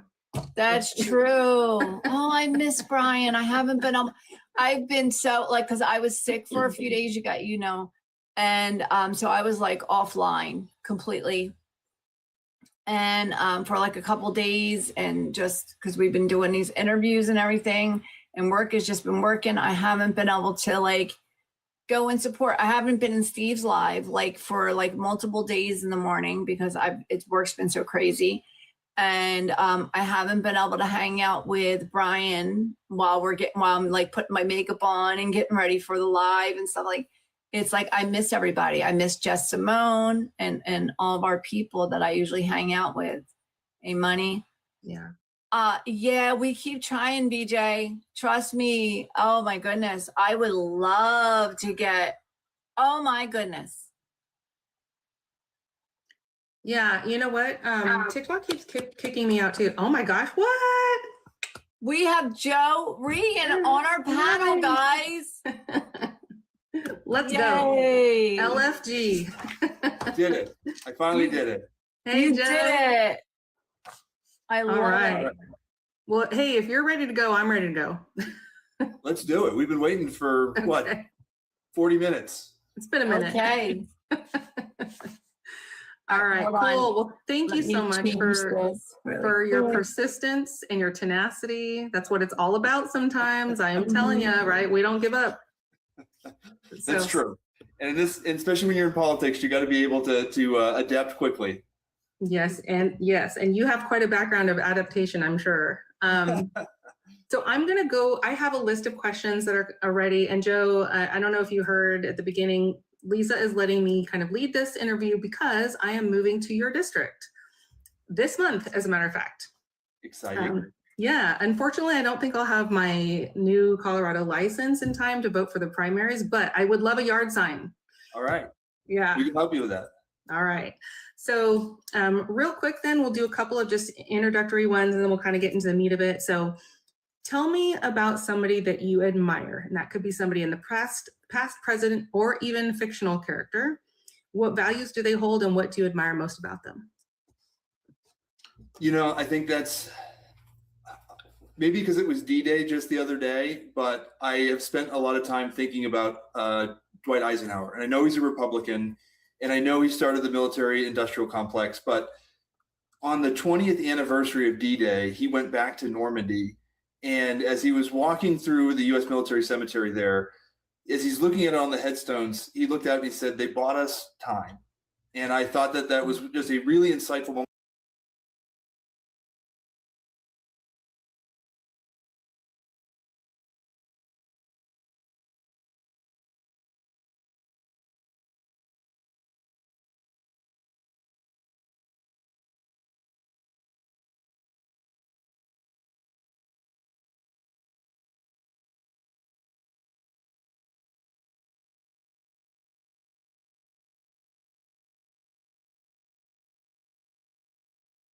in this moment, that's something that we need more of, is to recognize the fact that we are an imperfect nation. We've never been perfect, in that we're not going to get to solve all the problems in our lifetime, but we can push ourselves just a little bit further to the other, towards progress. I love that. It's insightful. All right. So my second question is, you have a documentary that's coming out. It's called Joe's Running for Congress. And so I would like to know who or what inspired that project, and how did it develop into reality? And then finally, where and when can it be viewed? Yeah, so it is available on YouTube right now. So if you follow any of the Reagan for Colorado socials, you can get the link to YouTube and find that. It was motivated by, I think, a couple of things. First of all, of course, Mamdani did a very similar documentary going into his mayoral race. But personally, when we were having the decision to do something like this, it really came down to, so much of politics today is about those 90-second sound bites. And we tend to break it up into, issue based. Like, how do you tell me in 90 seconds how you feel about healthcare? Well, that's not how people experience healthcare. People don't experience healthcare in 90-second sound bites. People experience healthcare in months and months of caring for a loved one as their health declines. It's working through the hospice process and seeing the challenges of people facing when they can't get access to quality healthcare because their financial situation is dictating their healthcare decisions. And so what we wanted to do is to bring people in and have them talk not about policy, but to be able to talk about their lived experience and what that looked like. Because I think that's how people are connecting to folks.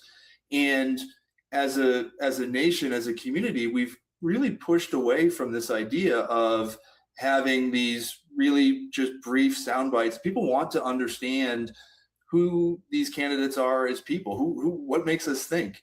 Because I think for many people, I mean, as one member of Congress, it's not like I'm always going to get my way. And so what's almost more important than understanding my ideal situation is, how do I think about problems? And how do I approach that? And more important, and who am I going to surround myself with?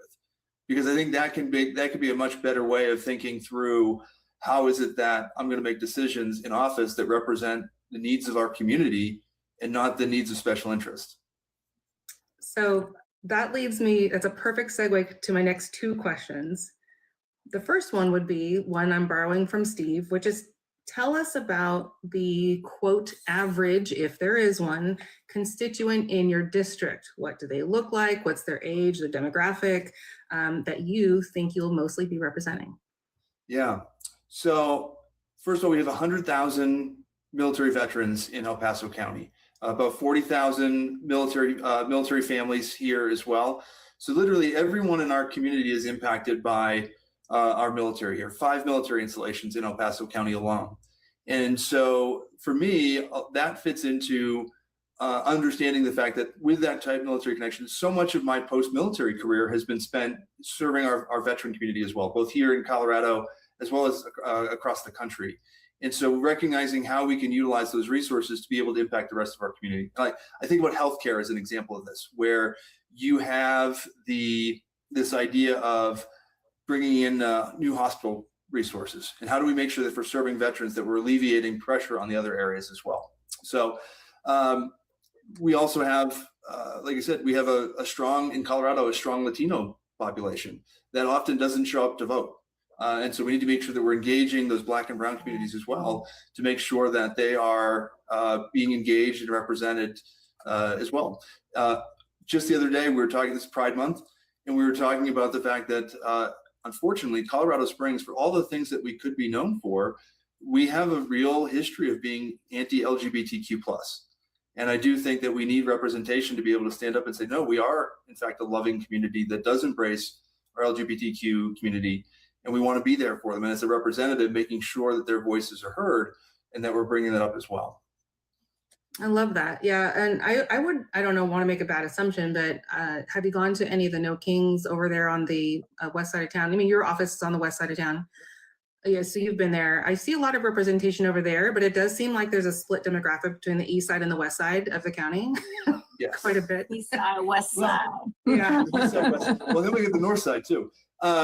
Yeah, so I've been to all the different No King rallies. We've also had our Indivisible group has hosted a number of empty chair town halls going back almost 2 years ago. So I've been running for this seat for now over 2.5 years, and have been part of that movement from the very beginning. I think that was one thing that we saw with this being, having a representative that doesn't show up in the community, that I wanted to be the opposite of that. I wanted to be the person that was everywhere and all over and attending as many of these events as that we could get ourselves into. Yeah, I love that. And so I want to ask real quick, this wasn't on my list, but it kind of made me think about the very religious aspect of the county. It's there's a lot of religious, I guess, denominations, probably churches on almost every other block kind of thing. So how do you feel like that is playing a part in the current political climate, both with regard to recognizing like LGBTQ plus communities and, things like separation of church and state? Yeah. So, and let's separate the fact that we have we have a Christian nationalism sect here in Colorado, in the Colorado area, that is trying to infringe on our schools and our school curriculum. And that's different from what we see in some other aspects of our religious community that does actually believe in a lot of the things that we want to see. And like I said, I was raised Catholic. And so for me, seeing what that push and Republicans try to capture this idea of, well, this is what Christianity is about. It's like, no, I've read this book, and this is not what we're talking about. When you read the Beatitudes, read the Sermon on the Mount, and the sorts of policies that we should be putting forward should be about compassion and understanding and love. And that is not what we're seeing from the Christian nationalist side of things, which is pushing for exclusion and anti-diversity. All right, we're getting rid of that guest. Sorry. that would be a no. Sorry, I didn't mean to interrupt what you were finishing right there. That's okay. So are you finding that people are hearing what you have to say, your side of that message? Do you feel like they're receiving it pretty well? I would think so. I think we've had a lot of different areas. One of the things that we've done differently in the campaign is we talk a lot about meeting voters where they're at. And I think that in El Paso County, you see a lot of people that will describe themselves as socially liberal, but fiscally conservative. And so then how do we talk about those issues and create a vision that says, listen, this is what we're actually promoting. And, I think when I was watching earlier, you were talking about how Democrats have been succeeding in a lot of these special elections. And that's something that here we've got to understand that performance in other districts doesn't also always translate into a blue wave long down the line. So when we're meeting voters where they're at, how are we having those conversations around things like making sure that we're supporting small businesses, making sure that we're engaging with people, and how the healthcare discussion has to go and affect that bottom line. So it's those sorts of things that when we start and go back to the conversation around the documentary, that's the way we try and phrase things is tying it back to the lived experiences of people here in El Paso County and make it super local. And as someone that serves in the nonprofit, been in the nonprofit community for over a decade now, this is exactly the experience that I'm bringing to Washington, is someone that has been on the ground where policy meets the road and sees where those things fall through. And so when we go out and we talk to people, having that connection with the lived experiences is so much better.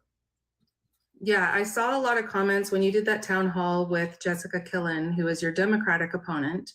There were a lot of comments in the chat about your presence and your living in the area, and that meant a lot to people. And I think that does resonate with a lot of people. So another thing that a lot of constituents seem to be concerned about these days is how you are being funded. So tell us about how your campaign is being funded. Are you taking money from corporations, PACs?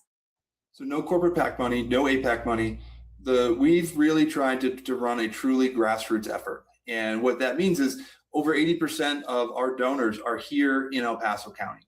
So the folks that are supporting this campaign financially are the same people that are going to start voting for me this afternoon.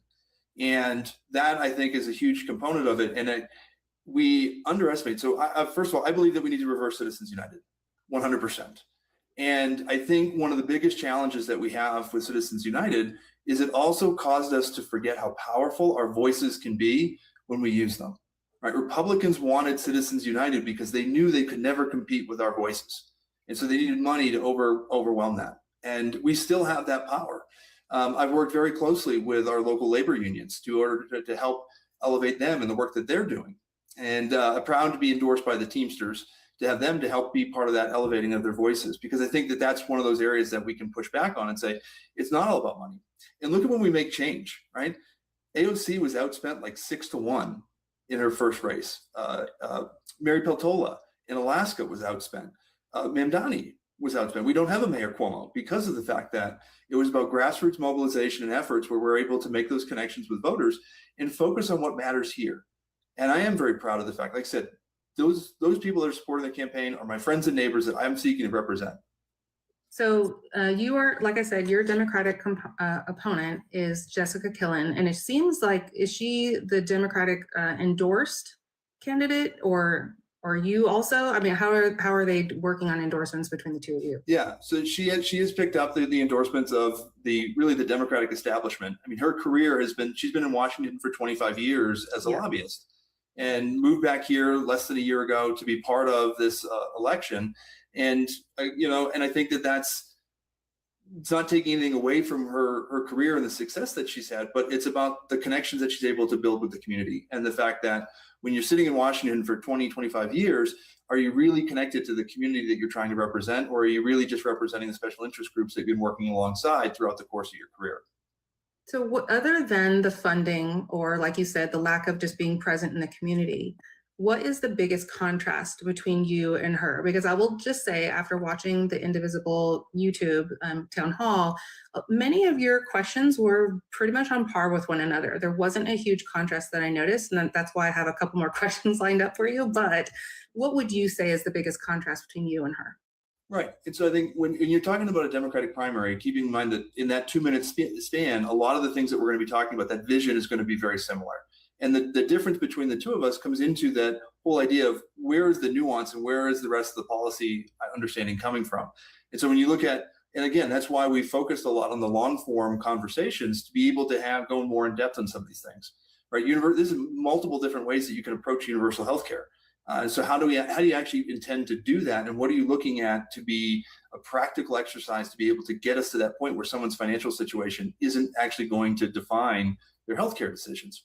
And so for me, that's exactly what I represent, right? I've advocated for policies not based on what's happening with special interest groups. I'm advocating for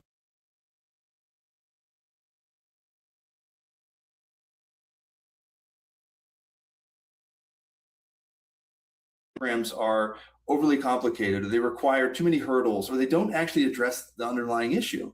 And that's the sort of experience that I'm bringing to the picture of saying, hey, listen, the people that are in Washington that are driving policy for the past 20, 30 years and beyond, they're not the ones that are actually out there living these experiences. They're not the ones that are engaging with our unhoused neighbors and talking to them about how they work their way into that situation. And so there's that sort of a very pragmatic, very practical, very on the ground experience that I think sets me apart, because those are the voices that have gone unheard for too long in Washington. Okay, so I would agree with that as somebody who's really paying attention. I consider myself to be fairly in tune with what's going on politically, and I know that I have a lot of political homework to do once I move to the new district. But there are admittedly a lot of voters who are not very tuned in, who still are living comfortably enough to not pay very much attention. And so, as you pointed out earlier, those are probably the people who may have voted for Jeff Crank. Those are the people who may have voted for who we have in the White House right now, because they listen to those 30-second sound bites. And I'm going to 30 seconds because honestly, that's as short as it is their attention span. So are you addressing those 30-second soundbite people as well? And if so, how are you doing that? Yes. So here's an interesting statistic about the district. So in the last election cycle, 54% of El Paso County voters voted to enshrine a woman's right to choose into our state's constitution. 42% voted for the Democratic pro-choice candidate for Congress. That's 12% of voters that voted to enshrine a woman's right to choose in our state's constitution, but did not vote for the pro-choice candidate. And so that's the target audience that we've been trying to focus on. And when you talk to them, these are the people that are really fed up with both parties. And so engaging with them directly and saying, this is why we need someone that is not part of the Democratic Party establishment. We need a true local leader. And we've got to be able to build trust with those folks. These are folks that are struggling with, you talk about, I think you used the word comfort. And I would argue that a lot of voters that are misinformed or not able to give a lot of effort into doing all the research that needs to be done to really flesh out what the candidates stand for. It's not because they're comfortable, it's because they're busy. I mean, I've got 2 kids and I'm constantly on the move trying to keep them from place to place to place. And all of us get busy in life. And I talk to voters every day. And that's the same conversation. I just spoken to one woman today and she's like, I would love to talk to you for 20 minutes, but I'm about to go pick up my kids from day camp. And I don't have time to do that right now. Yeah. And so one of the ways that we've done that, go back to grassroots mobilization strategy, we've knocked over 15,000 doors in El Paso County in the past couple months alone. And we still have 30 days left till primary. So as we continue that momentum, we'll be able to get out there and continue to engage people one-on-one. I think one of my critiques with the local party is only 16% of El Paso County voters are registered Democrats. We have the majority of people here are unaffiliated voters. And so one of the things that you have to understand too is when we talk about meeting voters where they're at, it's actually going into their spaces and recognizing the fact that people that aren't politically engaged are engaged in the community elsewhere, which is why I've been very active in our local Rotary Club that puts me in touch with hundreds of people across the community doing actual work that people can see. A lot of the work that I've been doing in Veterans Affairs puts me in rooms with so many different people that are engaged in the work of our community, but not actually engaged in talking the political side. And that's where you start to build in those trust areas. That's where you start to build in all those components of how do you get someone where folks look at that and say, I'm voting for that person, not because they're a Democrat, not because they're a Republican, but because I know them and I've seen the impact that they will have in our community. And what's been really cool about this campaign is we've had Democrats, Republicans, unaffiliated electeds that sit there and say, for the Republicans at least, they'll say, Joe, we don't like that you're a Democrat, but we know you're someone that we can work with because you've demonstrated your ability to work with people across the aisle to be able to do it. And so that's the way that you build trust with these folks. It's not just about political advertising. And of course, we're doing the advertising. We've got a huge social media presence that we've been pushing out as well.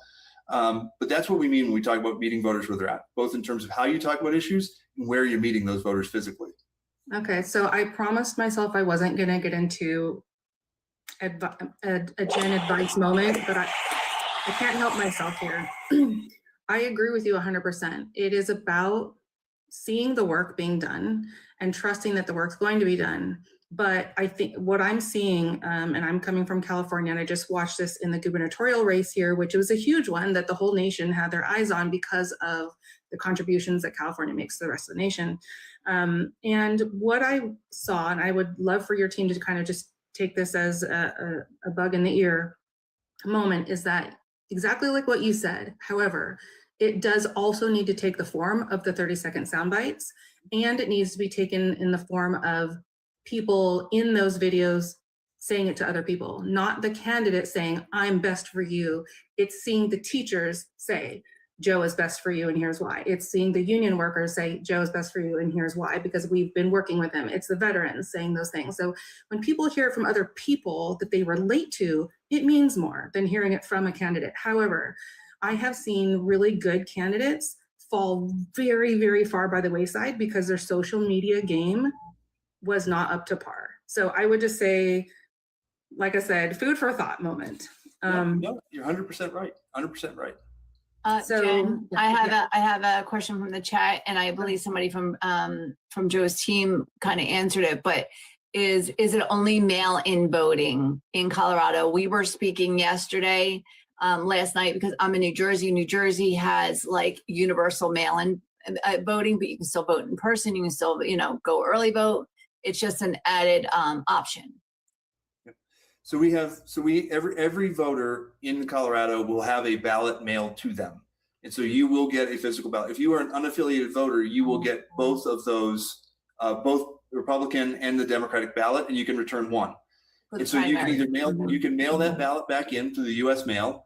And it's not a postmark. It has to be at the county clerk's office before June 30th. We also have drop boxes across the city where you just go and you put your ballot back into that specialized mailbox. And each one of those, by the way, for those that are curious, all of those are video monitored. So you can actually, if you are really curious and you want to see what's happening at your ballot box, you can actually go online. You can watch the activity at all the different ballot boxes across our county. And then we do, coming in about 2 weeks, they'll start to open up the voter service centers. And so say, for example, you are a new person that's just moved to Colorado and you haven't got the mail ballot, you can go in, you can present your ID, you can get a physical ballot, and you can cast it right there. Or maybe like you're like me, and the ballot was sitting on the kitchen table, and one of the kids spilled milk, and now the ballot got ruined. So you go to the voter service center, you get a new ballot, you can cast it in person as well. And you should bring that spoiled ballot with you, right? Yes, you don't have to. They're really good about it. And the way that on the back end of this, what's really impressive and why Colorado has the gold standard on voting and election security is that at every stage, it's the ballot is tracked to the individual. So this morning I got an email that said your ballot got mailed today. And tomorrow it's going to say your ballot is in your mailbox. And then when I send it back in, usually by the end of the day, I'll get a note that says, hey, your ballot was received and it's being processed. And then I'll get another one that says your vote was counted. And so all that way, you're getting those images along the way. So you know exactly where your ballot is. And it also, because at the same time, it's being tracked of who's voting, when are they voting, and where did that vote get cast. So it's preventing people from potentially voting twice.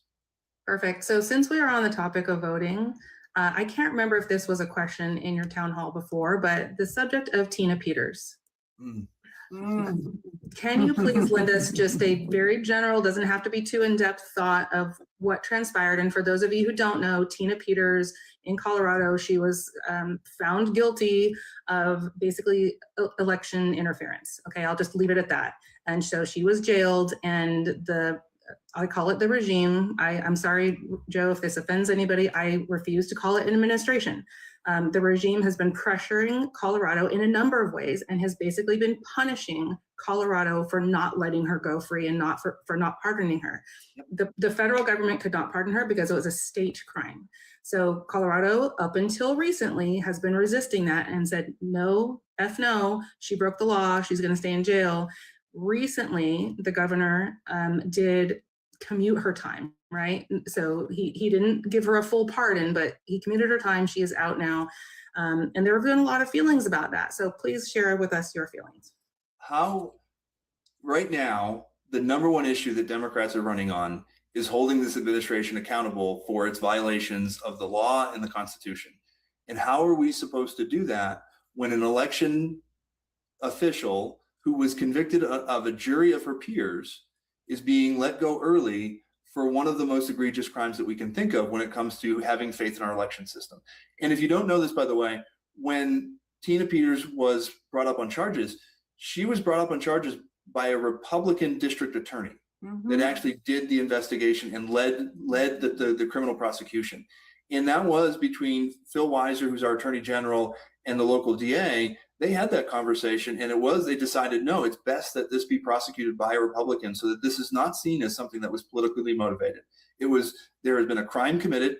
The investigation showed through the facts and convicted by a jury of her peers that she violated the law. She did the exact thing that the Trump administration talks about, is tampering with our elections. And yeah, we cannot be, how are we going to be taken seriously as Democrats if we're going to let that slide? So do you have an opinion about because I do understand that there have been bills there was a bill that was vetoed by the president, right? There was a bipartisan bill for clean water moving throughout the state. So in my opinion, Colorado has been punished for about a year in various ways because of the refusal to grant some leniency to Tina. Do you feel that the decision had anything to do with that, or do you have an opinion on why it was done at this point? I don't know why the governor decided to do it. And you are right that we have been punished not only for the veto of the Clean Water Act for Southern Colorado, which, by the way, our Republican representative refused to work with his fellow Republican that passed the bill. Lauren Boebert was the one that championed that bill to bring clean water to Colorado. And that's not the way it should be, right? When it comes to bringing clean water to Colorado, it's not a Democrat or Republican issue. That's something we should all be working together to make sure that we're doing. Also, if you look at how we support small business, some of our small business development programs have not been funded in over 6 months because of for the same reason. By the way, there's only 3 states in the country that's happening. It's Colorado, Minnesota, and Illinois. Something in common there. Shocker. Yeah, I wonder what that commonality might be. Okay, real quick about the DNC leadership, and this has been another hot topic for a lot of in-tune voters. What structural changes do you believe need to be made to achieve the goals that truly represent constituents rather than corporate or establishment leadership? So we've already talked about Citizens United and making sure that we repeal that. We need broad scale ethics reform across the entirety of government. I mean, the executive branch does have a fairly robust ethics rule, a series of ethics rules that obviously have not been enforced whatsoever. But within the legislature, right? Members of Congress should not be trading individual stocks. They should not be the ones that are able to go there and make millions off of essentially what is insider trading. And I think that you need to have far greater transparency, both in Congress as well as within the judiciary, to be able to promote that sort of confidence that decisions are being made, not because I potentially stand to financially benefit from it, but because of the fact that we're making those decisions because it's going to be best for our constituents. I think you've seen some interesting pieces. I think like Hawaii did pass some legislation around reestablishing how corporations can be done. And the unfortunate reality, though, is that those corporations are just going to shift their headquarters outside of Hawaii. They'll do like the Delaware thing, and they'll get around that as well. So I think those are some of the systematic reforms you see at the kind of the basic level. And then how about within the Democratic Party itself? Because I guess what I'm really aiming for is that there's been complaints, again, from those of us who are in tune with what's going on. There is a clear headbutting going on between the more progressive movement of the party and the more establishment part of the party. So I guess that's kind of where I was going with that. Yeah. So I think one of the things that we've got to look at the party level too is one, enforcing that sort of the transparency component of it, right? So the Democratic Party did an entire investigation as to why we lost the last election and then refused to send it out there. Again, how are we supposed to go to voters and make the case that we're a party of more transparency and then hide those sorts of things? So we do need those leaders that are also not only willing to accept criticism and share it publicly, but be willing to bring in new voices into leadership. Like you look at folks like David Hogg that was pushed out of the party leadership because of the fact that he was disagreeing. Right? We can't have that. I think primaries are an important space for us to be able to push back. And we've got to recognize the fact that it's not us being mean to one another. It's us sharing and pushing the party in different directions. And that's the messiness that is democracy. I believe really strongly in promoting ranked choice voting. I think that when you look at where the primary problem where so often we push people to both polar opposite sides of the party and don't really give people an opportunity to recognize who really is the candidate that we want most. And so when you look at areas like, again, Maine and Alaska that utilize ranked choice voting, it provides voters with more opportunities to say, this is my preference. This is who I want to see in office. And I think that's something that we should certainly explore more too. I have another question from the chat. What do you think of Congress's present leadership? And I think what they mean is Democratic leadership versus and Republican leadership. Yeah, I think that they relied too heavily on believing that we could go and just say, well, this is how things normally function. We have seen a higher use of the discharge petition as a means to be able to push back on that. I think that's continued to be an effective tool. But look at the first government shutdown, where, I mean, there were some high demands there and Democratic leadership just decided to cave. And in a community, and believe me, I understand this because in a community with so much government work happening, that shutdown really hurt a lot of our friends and neighbors.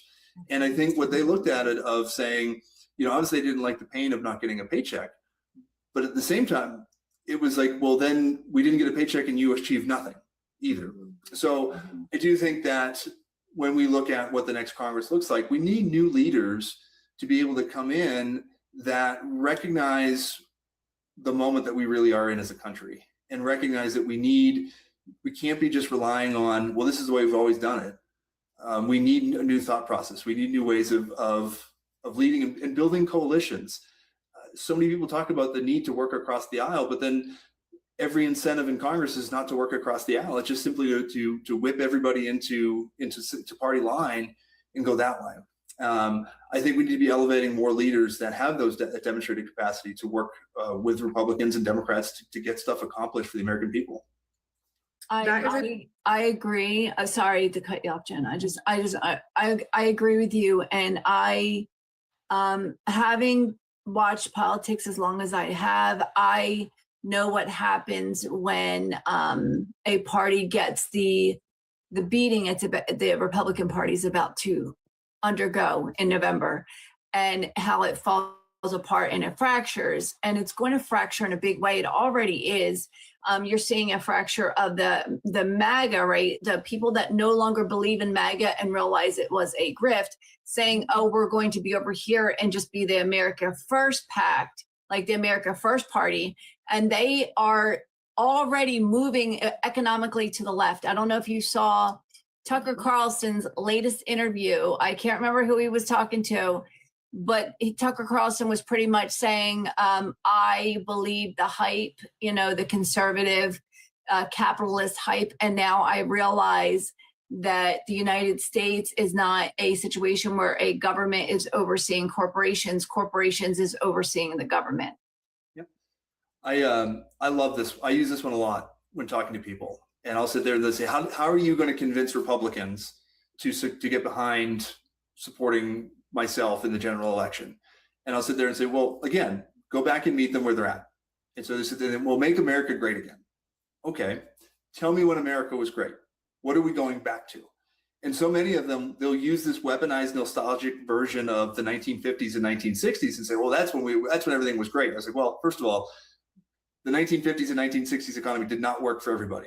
But if you want to believe that, what is it about that time that you look at this? Well, we were investing in science and we were investing in schools and we were building infrastructure. We were doing all these things. It's like, okay, do you know what the top tax rate was in 1960? And they'll say, no. I was like, it was 70%. Mm-hmm.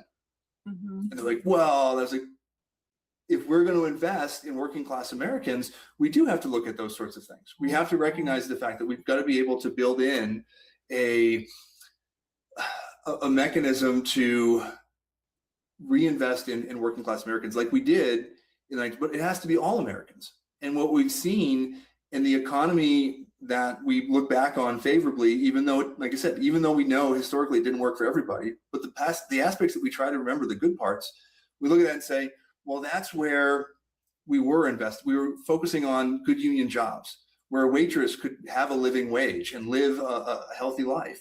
And we've gone away from that. And I think that we do have to have that conversation. That, again, is not a Democrat or Republican issue. That's a lived experience issue of so many people in our community. And we have an opportunity to claw back those Reagan Democrats that left in the early 80s because they felt like they were getting left behind. And now, they're finding themselves in that same situation where economically they have not moved forward. And now they're looking for that vision. But they're tired of two parties that are so focused on corporate interests and not average Americans that they've lost faith in both. Yes. So there is another question from the chat. Would you agree with impeaching certain members of the cabinet, such as RFK Jr. and Pete Hegseth? Absolutely. Pete Hegseth is the least competent Secretary of Defense, I think, in the history of the Department of Defense. RFK is doing tremendous damage to our ability to deliver public health programming. He's eroding the trust that we have in our public health system. And it's a huge issue right now. Wherever you might stand on your health issues, right? It only works when you have access to good, trustworthy information. And we do have to make sure that, our government should be that reliable source of knowing that, hey, here's where this source data is and coming from, so that we can be able to do that. And I do think that, and what should give us all a little bit of optimism is that you look at the bipartisan support to push out people like Pam Bondi and Kristi Noem, because of the fact that it was very obvious that they were grossly violating our constitutional principles. They were not doing the role that they had sworn to do. And you had Republicans and Democrats that got together and say, nope, this person does not belong in office. So yeah, absolutely. Go ahead, Jim. Sorry. Okay. Sorry. I was interviewing. Okay. All right. So you touched on this a little bit. In politics, you have to do a lot of compromising. You have to, if you plan to work with people across the aisle. I would like to know, and I think other voters would like to know, what are your lines in the sand? So, so things that you absolutely wouldn't compromise on. And are you following any particular legislative bills at the moment that are piquing your interest? Lines in the sand, right?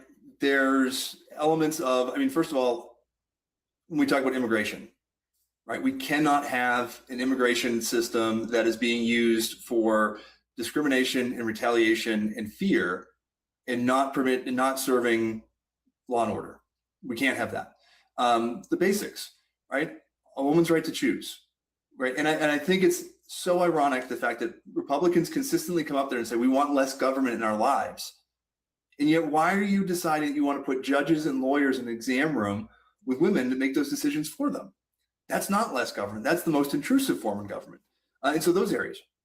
The emerging legislation on like the Clarity Act on crypto, this is a huge deal. If you look how the Trump family is using their own crypto coin to cipher billions of dollars from average Americans, I mean, it's become a scam.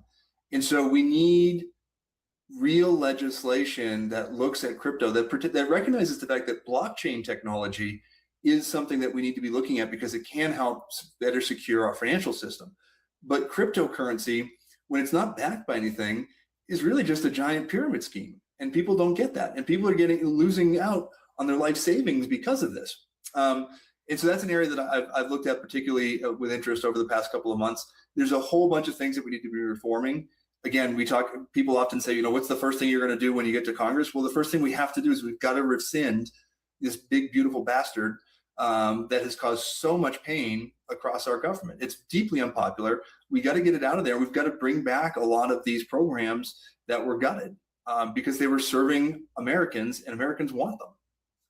Yeah, I do have a question. Actually, VJ, I have a couple of questions specifically about data centers, so we definitely will get there. And Joe, real quick, because I do have like I have a lot of questions, but what is your hard stop tonight if you have one?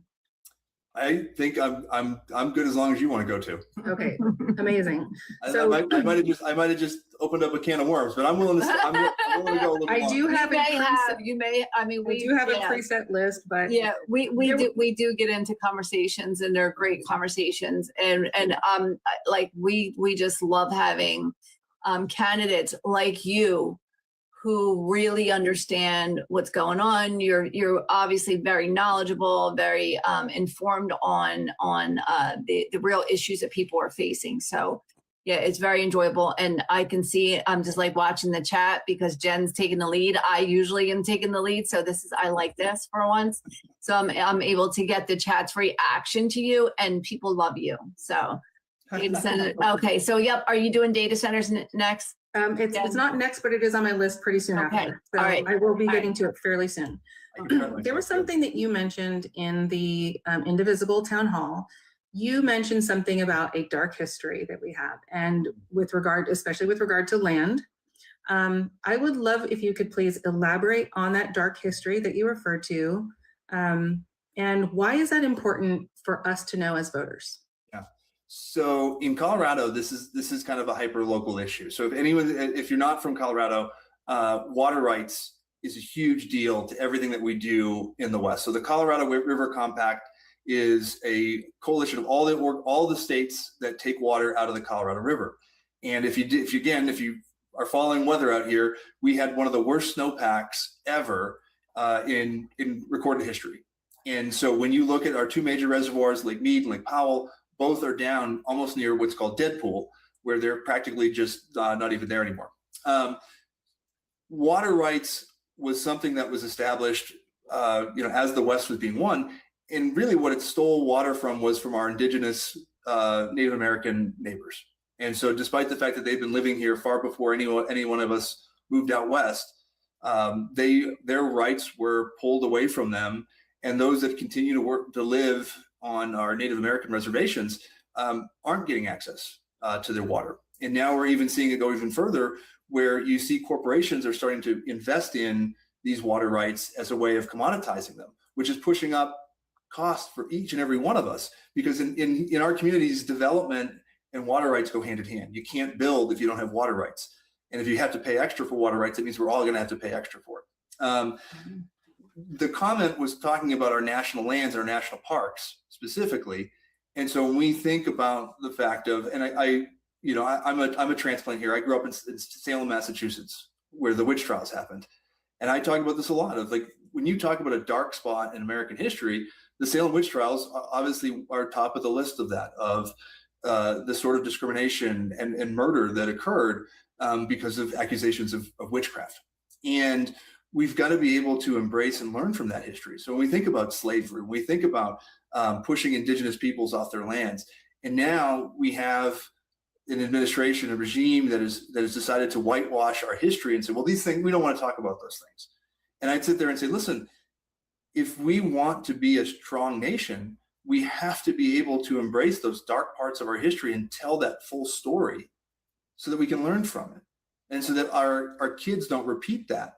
And our kids understand why our Black and brown communities, our Native American communities are impoverished and why they struggle with, multi-generational poverty, and to understand the privilege that us as a cisgender single white dude, why that, what that looks like of my lived experience is so much different than someone else. And we have to be able to tell that story so that we can recognize, again, how we move forward and learn from it and not repeat it.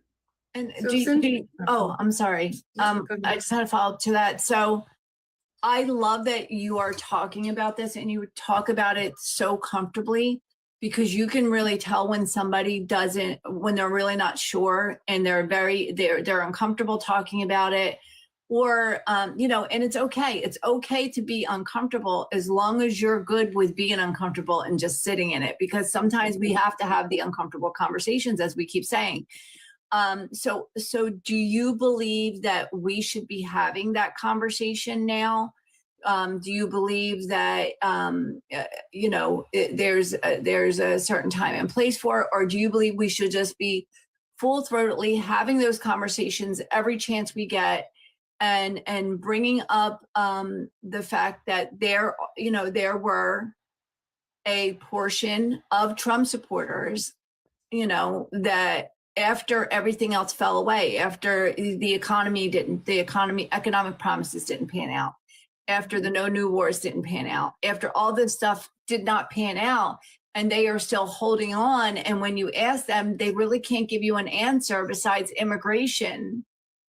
And you realize, so you're telling me that it was about the racism for you. It really is at this point. If especially for white people, specifically white men. So it was about, cis white men keeping power for you. That's what this was about then, is what you're telling me, if you're still hanging on.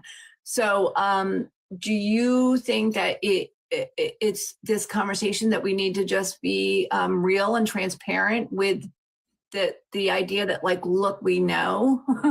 Or do you think that we have to be careful when we're talking about this so as not to alienate people that aren't ready to have that uncomfortable conversation? So where do you stand on that? I think the short answer to that question is we always have to be having that conversation. But to your point of those folks that might be uncomfortable when you go at it full bore, you got to recognize who you're talking to and how you engage in that conversation. But we've got to be able to have it. We've got to be able to push the limits of that. I love what you talked about with that phrase of being comfortable being uncomfortable. Mm-hmm. To me, that is exactly how I live my life, and that's why I live out here in Colorado, because I love going out in the mountains when it's cold and being super uncomfortable. That's fun for me. And so I think we do have to be willing to push those conversations, and I think it has to be moving in that productive sense of saying, hey, we don't want to do this again. And it's not that if we don't have those conversations, then we're just going to repeat the same mistakes. And so there is a way to have that conversation in a way that even those that are uncomfortable, we can bring them into the fold and give them that space to say, hey, this is not an accusatory conversation. This is a learning conversation that we want you to be part of too, because I don't believe that you want to be that person that you are. And Right. Maybe just how do we get to that point? And you talk about, and I've got two boys. I'm raising two boys, and it's a challenge of how do you. They are surrounded by this faux masculinity of people that want to put on this persona of, oh, I'm a tough guy, and it's like, well, no, you're not. You are overcompensating for insecurity and weakness, and of course, young men experience that. But let's give them the space to say, hey, kindness is not weakness. And the strongest people I've ever met are also the kindest people. And that's the thing that we should be teaching all kids. That's the way that we should be approaching our interactions with every one of our friends and neighbors. I agree. And I love that you talked about raising young men and, you know, especially in this environment where you have the red pill manoverse and, you know, manosphere and all that kind of stuff where, you know, more Gen Z young men believe that women belong in the household and shouldn't make more money than men and all, you know, all those antiquated ideas more than boomers, like more than the boomer generation, like double the amount. Like that is so alarming.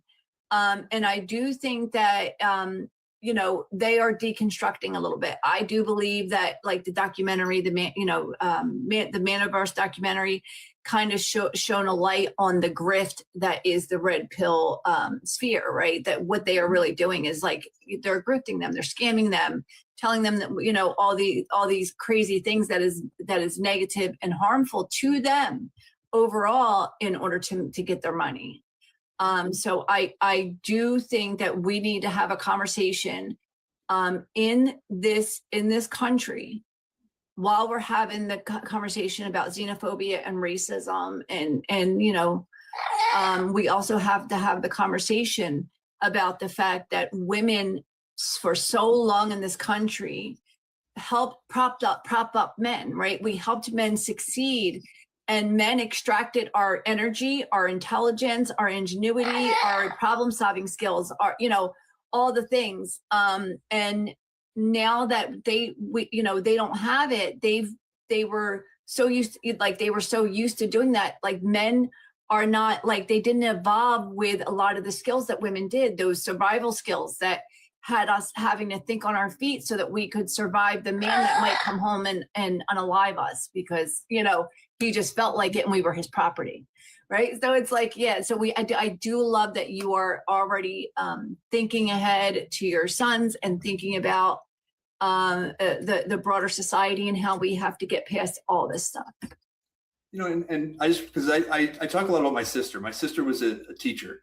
And when she became pregnant with my nephew, the cost of childcare was going to be more than what she was being paid as a teacher. And wow. So, I mean, that was the decision as a couple they made, that she stepped back from the workforce, and it worked for them at the time. But when you think about earning potential, we forget sometimes that employer contributions to things like 401ks. You know, if a woman does choose to step away from the work to focus on childcare, you know, they're missing out on years of retirement savings because they're not being able to contribute. You know, they're not having an employer contribution. They're not able to put aside savings for themselves. And I think that if we are serious about recognizing supporting working families, we've got to look at those sorts of solutions as well as saying, you know, we need to make sure that childcare is affordable for everybody. And if that's not your path, right, making sure that everyone is able to still have savings so that you're not reliant on a spouse. You're not financially tied to someone in that relationship. You're stuck in this relationship, potentially an abusive relationship, because financially you can't afford. And I've done a lot of work in homelessness, and people always sit there and say, oh, well, you know, the homeless, they're just drug addicts, they're this, they're that. I was like, no, that's like 10% of the homeless population. Go into one of these shelters, and what you'll find is a good portion of our unhoused neighbors are women and children that are fleeing domestic violence. Mm-hmm. And so we've got to be able to address those sorts of issues. And if I can bring it back just 1 second with one more thing, right? Because we talk about, you know, one area that I've talked a lot about is about mental health. And, you know, as an Army veteran, I did 2 tours in Afghanistan. I lost more of my former soldiers to suicide than I did actual combat. And so having those honest conversations of saying, we've got to be open and transparent about what mental health looks like, and about how seeking help and viewing mental health the same way we would view, you know, taking a rest day, taking a personal day off of work to reset and make sure that you're actually able to be your optimal self. And again, this isn't about, you know, this isn't a problem. This is, you know, veterans and teens and our LGBTQ plus youth. You know, all of these folks are struggling with it. We've got to be willing to have those conversations of saying, hey, asking for help is the stronger thing to do. Don't internalize it. Get out there, ask for help, and be your optimal self.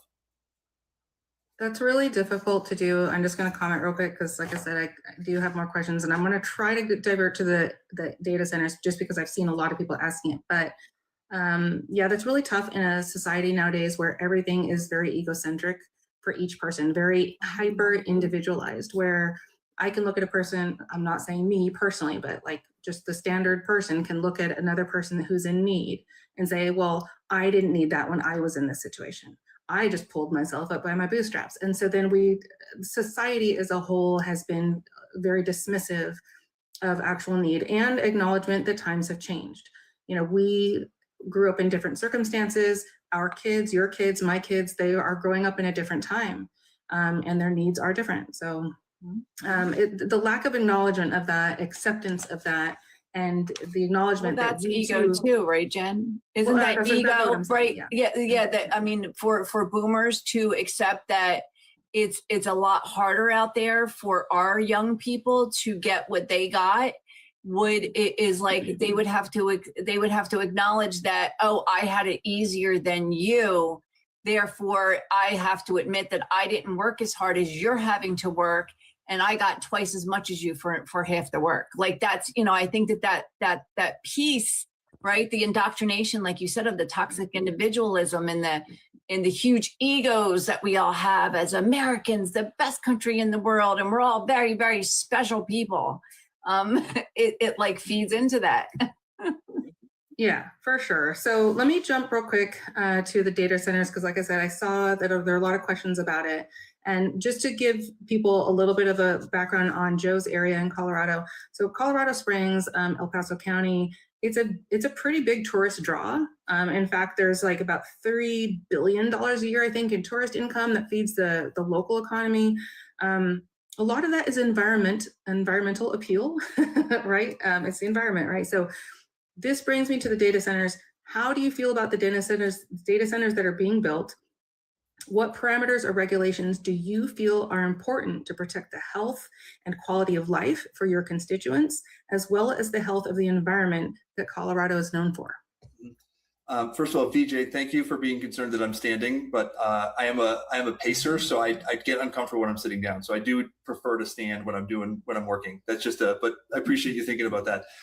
So on data centers, you talk about our environment here in Colorado being, a lot of that is a tourist industry component to it. And we have, so locally, the big issue that we have here is there is a data center that is essentially being put into a local neighborhood. And the concern there is, the challenge is that a lot of that decision was being made by county and city officials that brought in there. And there's some things that were advantageous to it. The logic why they wanted this here was because the utilities infrastructure was already in place to be able to support it.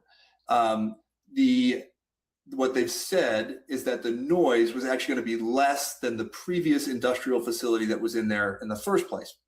And on the water usage side, it is a closed loop system. And so it isn't going to be consuming as much water as has been talked about. Now, how truthful those statements are, I don't know. And I think there's a lot of reasons to question that. So when we talk local, hyper local, that's where that connection is. So at the federal level, what do we need to be doing? Clear environmental standards. And what I've spent a lot of time looking at is there is a group, it's a mixture of labor and environmental groups called the Blue-Green Alliance that are really trying to understand how do you bring together these things that create strong union-focused jobs to build what we need while having minimal environmental impact. Water is so often the big component of that, and that's why these closed loop systems are really key.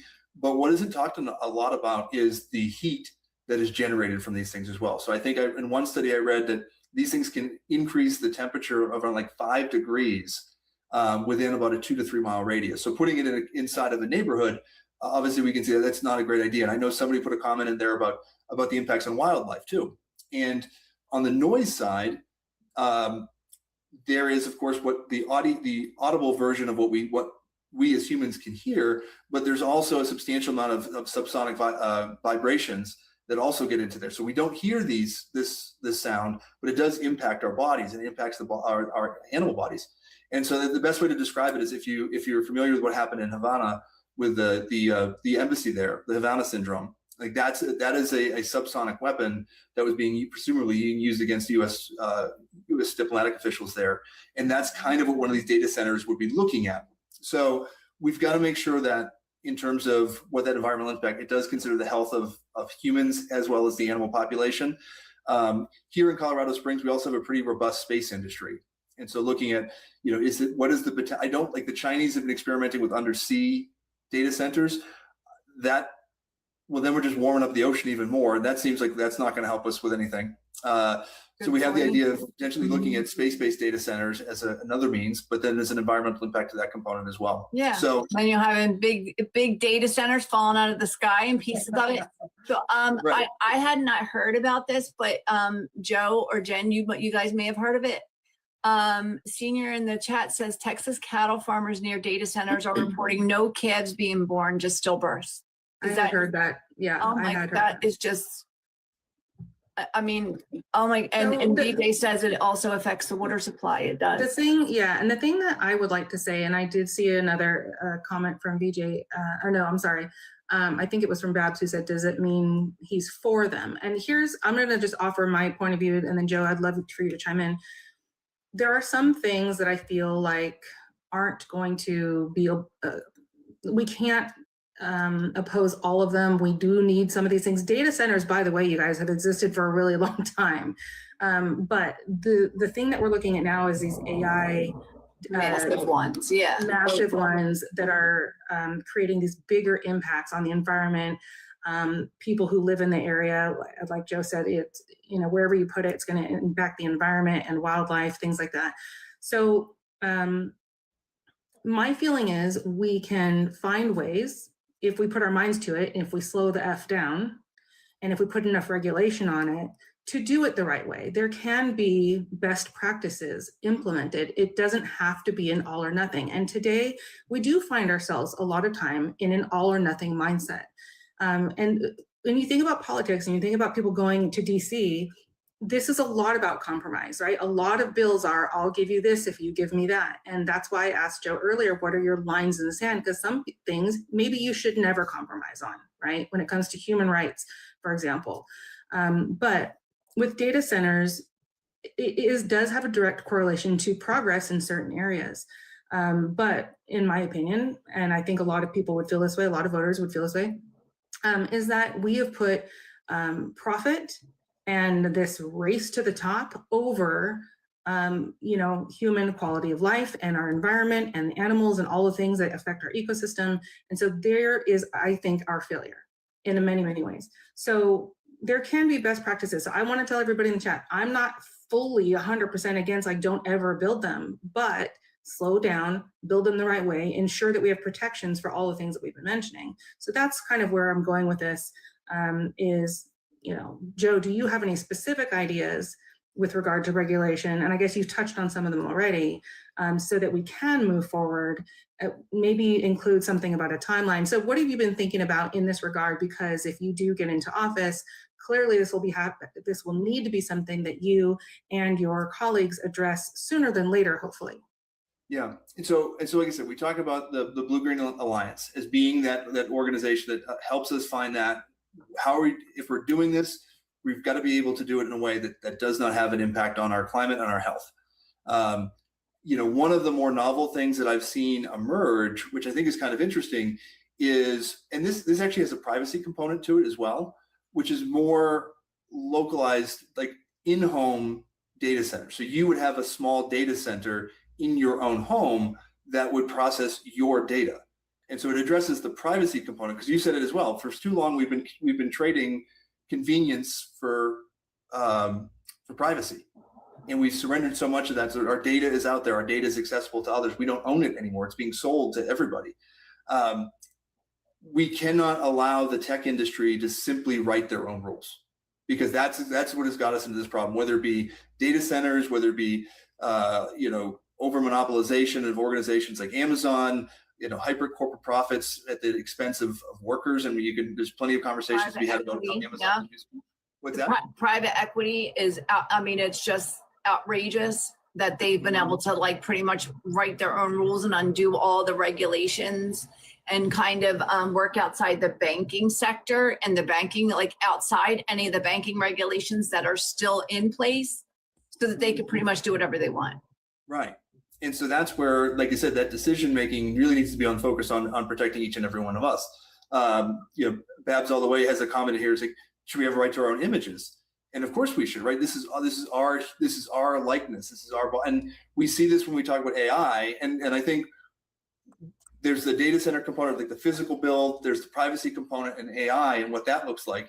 And it's alarming to me to see the amount of intimidation, of bullying that exists by utilizing AI, especially with young adults who are seeing their, you have tools online that people can take those photos and create, very disturbing images that are being used to harm young people. And there's been no means to be able to do that. And so Europe has kind of found a good balance, I think, of trying to figure out that right to privacy without infringing on the First Amendment. And I do think that we need to really fundamentally relook who is owning the data that we generate, and how are we able to protect our privacy?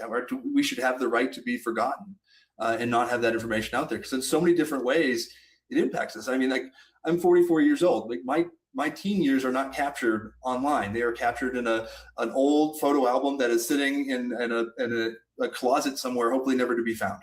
But that doesn't exist for our teenagers today, right? Everything that they're doing is documented. On the campaign, on the campaign, we've taken a lot of steps that not to photograph my kids, make sure the kids are not part of that, to protect their privacy. And so I think that there's a whole, we have not fundamentally addressed the law around communications in any form since like the 1980s.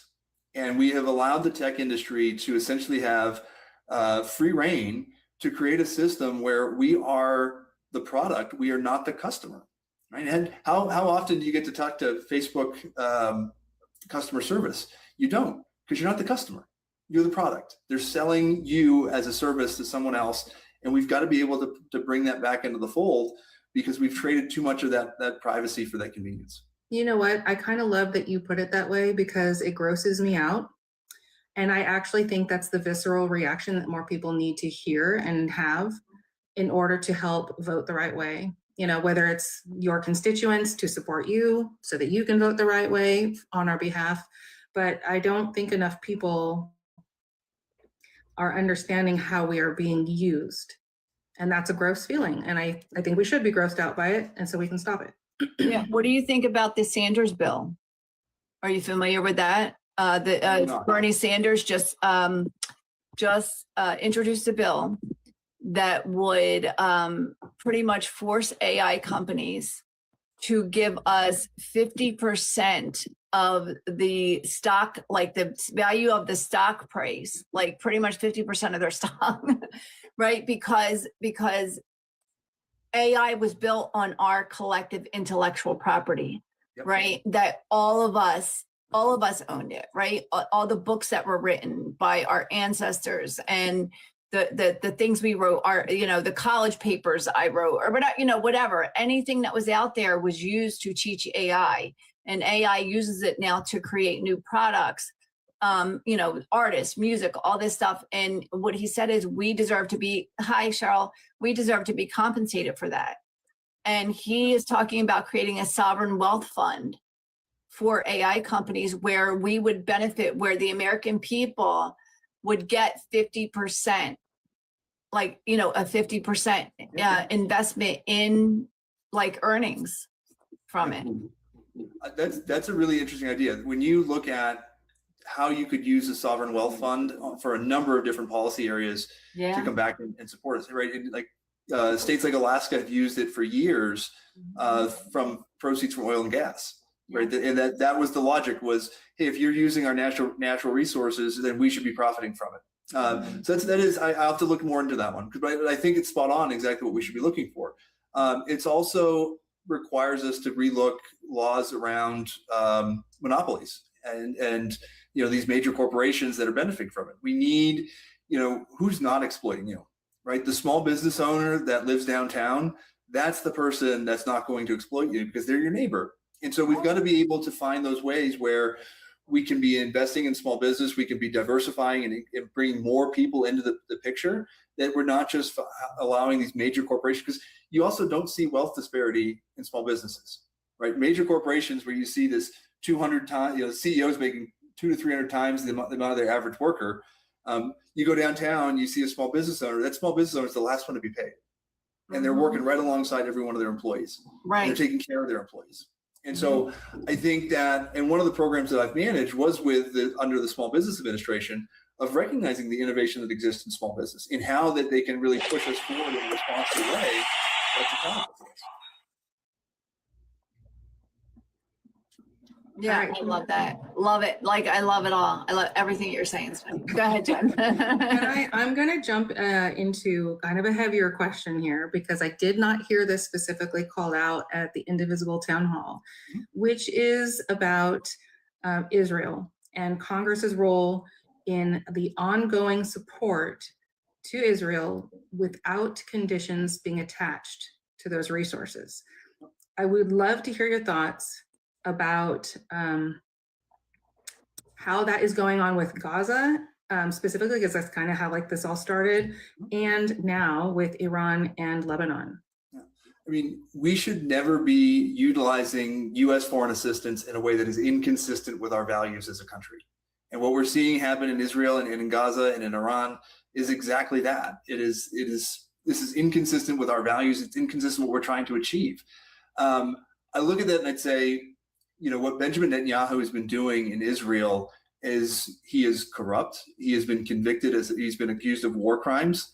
This is not someone that we should be providing weapons to. And we've got to recognize the strength of our country, of the fact that the way that we administer influence with other countries is to say, you're going to do it the way that we want you to do it, or we're not going to help you.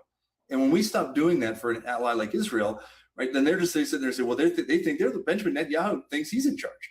And he is. He's been manipulating Donald Trump because Donald Trump is, well, he doesn't get what's going on. And so in Congress, yes, we have an absolute responsibility to be able to make sure that American financial aid, our military assistance, is being executed and delivered in a way that is consistent with our values.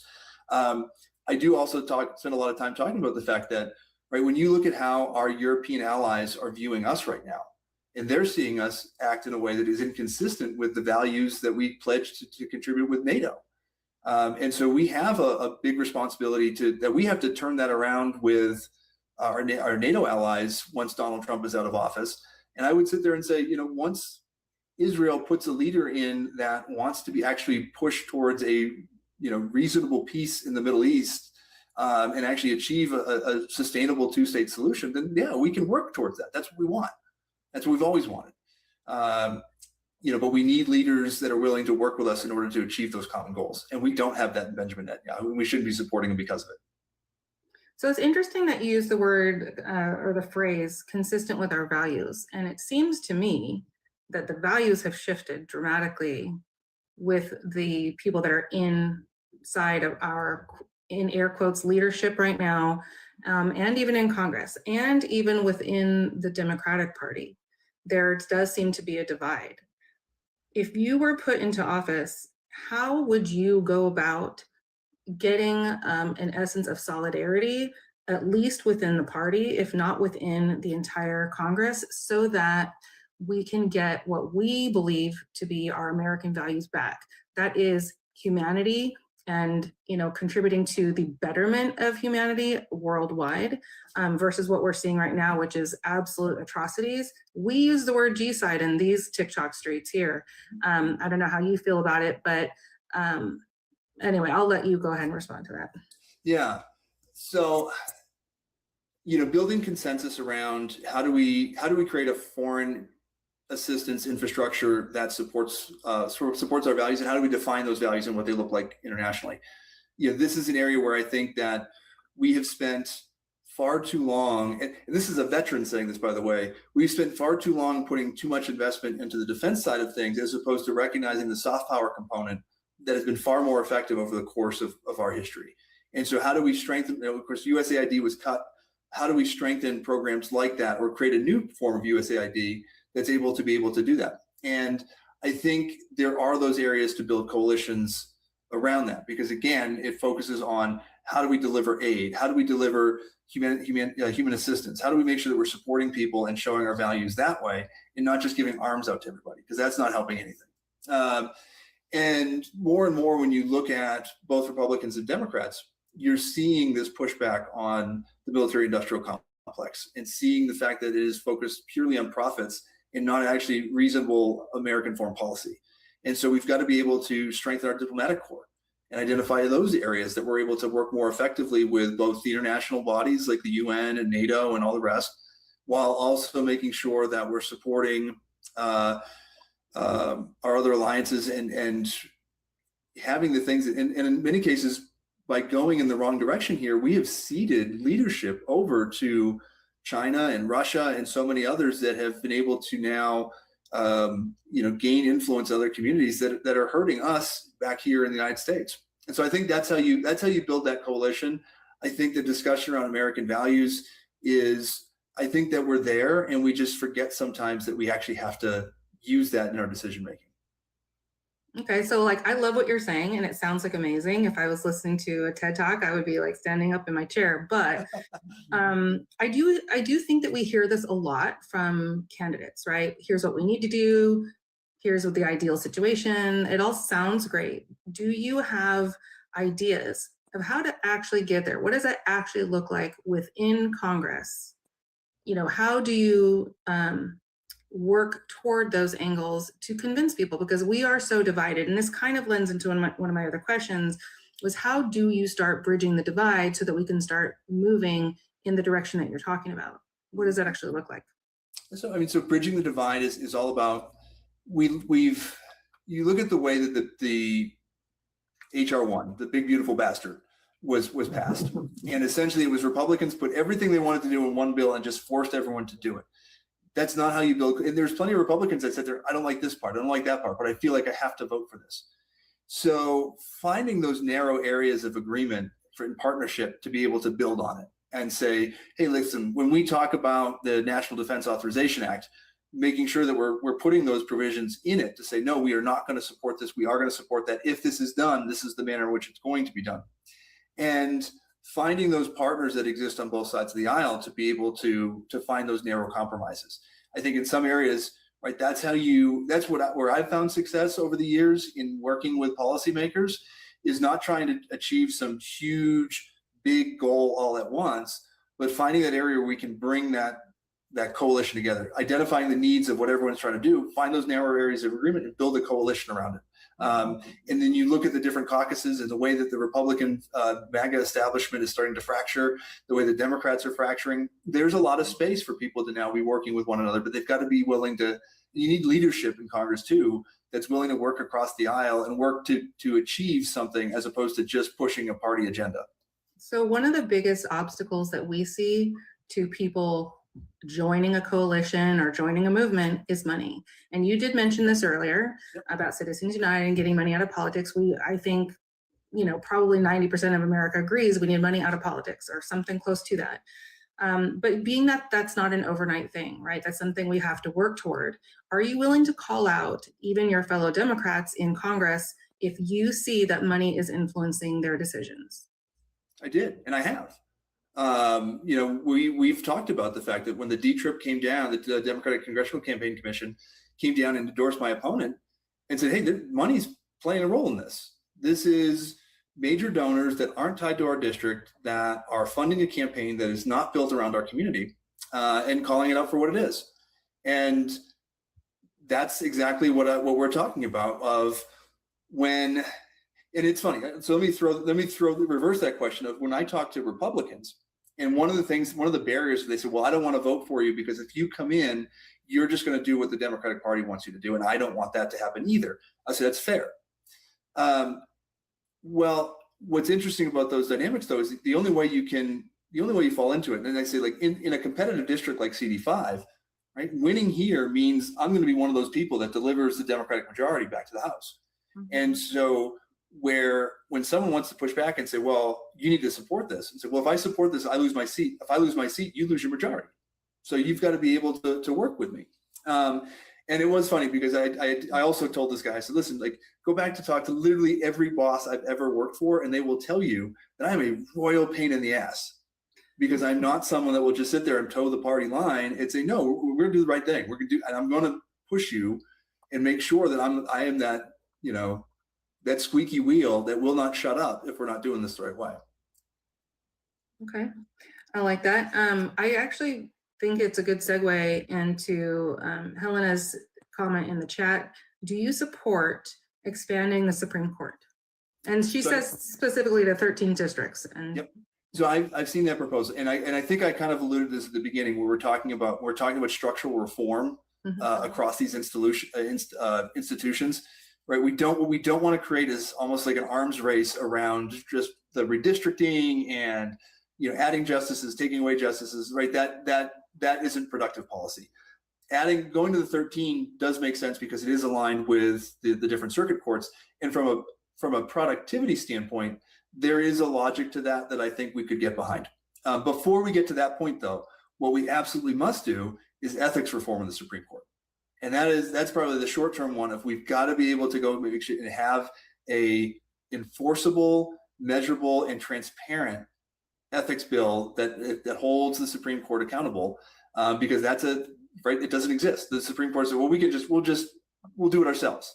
We'll self-police. Well, that doesn't work. And that's not what Congress is. Congress is check. Congress can impeach Supreme Court justices too, when they are in violation of their oath.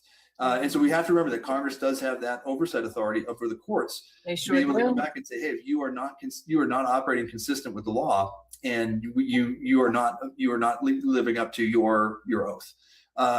So yes, I've seen some of these proposals. I'm interested in it, but the short-term fix is we've got to get ethics reform in the Supreme Court, and we've got to have Congress willing to hold justices accountable when they are clearly making decisions that are not consistent with the law, right? And I cannot fathom the fact that when we look at these right now, the conservative justices they're always talking about, oh, we're textualists. Well, no, you're not. The text says that you're not supposed to do that. Yes, you don't let textualists when you want it to be. Unless the text is the Powell memo from 1971, then yeah, I would agree with you. Then you are a textualist, right? And that you're going by the text. But a friend of ours, a creator that is usually in here, but he went to bed early tonight, Terry, he usually asks, would you be willing to look at the proposal of expanding the court to 13 justices, one for each district or circuit court? Yeah. I would be interested in looking at that. Yeah. Like I said, there's a lot to it. But I think that's if anything, that is the way to make reform without having to go with this constant back. Yeah, it's not arbitrary. There's Right. There is a set amount and it's reasonable, right? If you should have one justice from each district, right? From each circuit to represent that circuit in making the decisions, right? I feel like it's very much more in line with our republic, our democracy, and the way that we do things. And I mean, it's not like it would be the first time. We used to have 5 justices, and then it got expanded to 9. So it's not like a thing that's never been done before. It wouldn't be new, right? And you're right. Congress can pretty much remake the entire federal court system if it wanted to. That's how much power it has. And like I said, and using that power responsibly to make sure that the courts, that the executive branch is doing its job and living up to like I said, the responsibilities that the Constitution clearly lays out. 100%. So, yeah, go ahead. No, I had another question from the chat that was before this one. Do you think that other countries will ever trust the U.S. again? I do. At least I hope they do. I think that at the end of the day, right, was it I don't know if Churchill actually ever said this, but right, Americans always do the right thing after trying everything else. So I don't think we've exhausted all of it, but we're pretty darn close to having to execute all the bad choices. How do we go back to the international community and reassure those old alliances that we have infected? And I think it is going to require a lot of work. And again, it goes back to the conversation around ethics reform and showing the fact that, hey, why was this administration able to cause so much harm to these alliances? And that comes back to, right, got to strengthen the guardrails on the executive branch. That is power. It's not just this It cannot be administration. the honor system. We can no longer go on the honor system.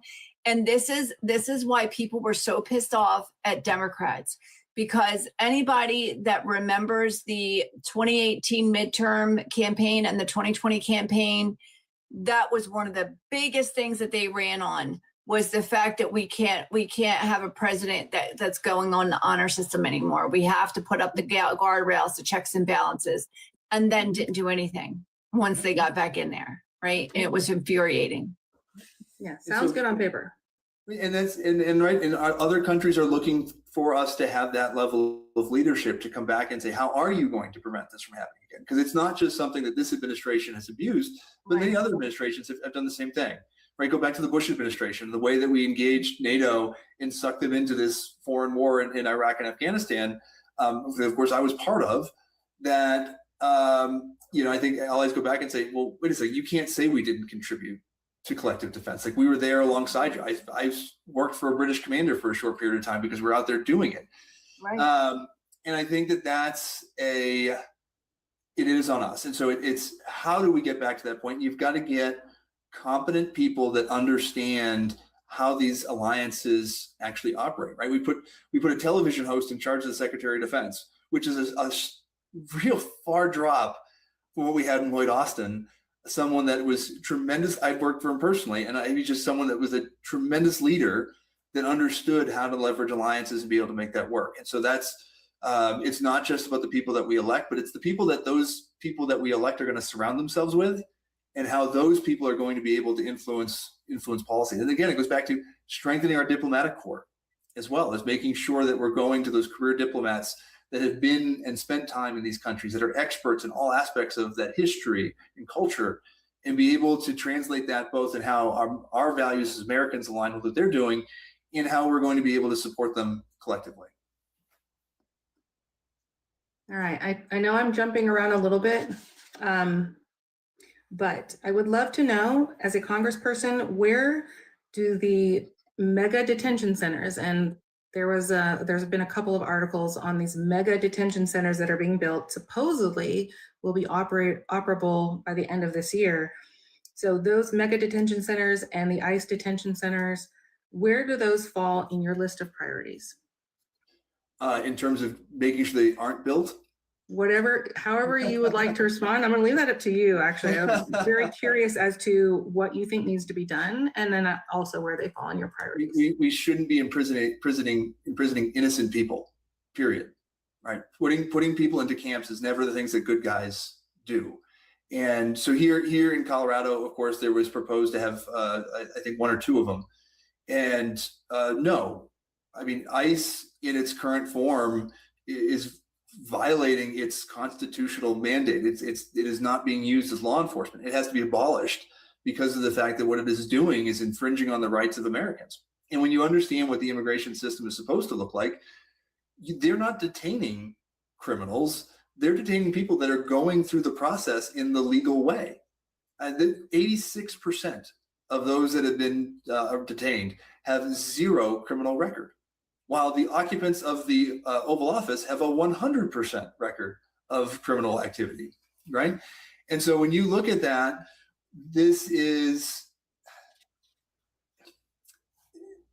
we cannot allow for that funding to occur for DHS when they're doing things that this is an administration that called due process inconvenient. And that should terrify each and every one of us, because when due process doesn't exist, then none of our rights matter. It's just a matter of, did I upset someone enough that now suddenly maybe my immigration status is questionable because my great-great-great-grandfather, when he came, maybe they didn't have paperwork. I don't know.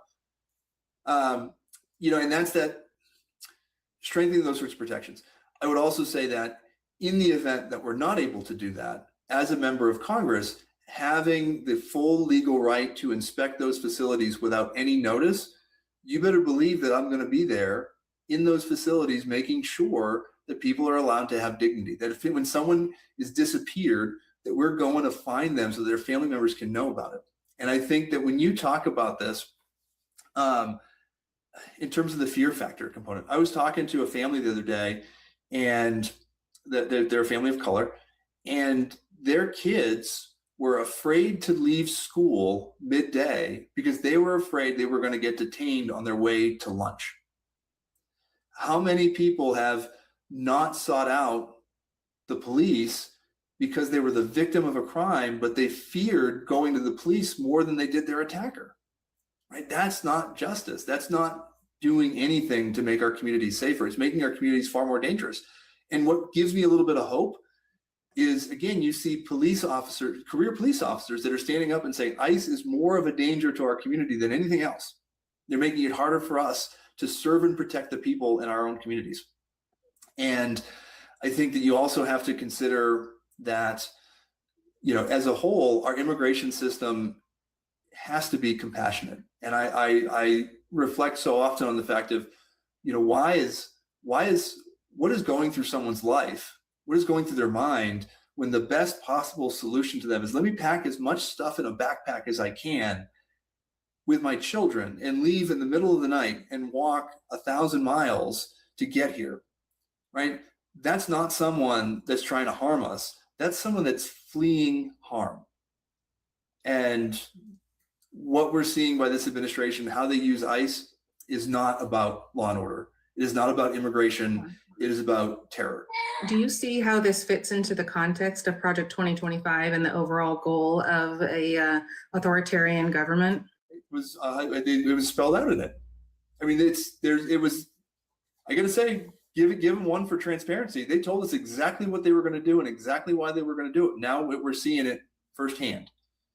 And I feel like you see some Republicans are finally finding the courage to stand up and say, no, this isn't right. We shouldn't be doing this. We need more of that. So if you are able to enforce the idea of inspecting a facility without notice, and you find inhumane conditions that are occurring, what do you believe should be done to that facility? You know, well, and someone talked about many of these being the for-profit facilities, the for-profit prisons, right? Prisons shouldn't be a for-profit entity, period. So let's put that one aside and just say, hey, let's all agree, prisons shouldn't be for profit. And that's not how they should be operating. We should be providing funding for it. It shouldn't be there. You got to hold people accountable. And again, if the leadership of that prison, whether they are a government employee, whether they are a private company, and they are providing conditions that are inhumane, they need to be held legally accountable for their actions and inactions, period.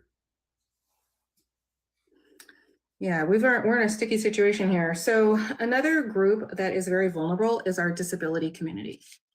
Yeah. And they've been experiencing a reduction in funding.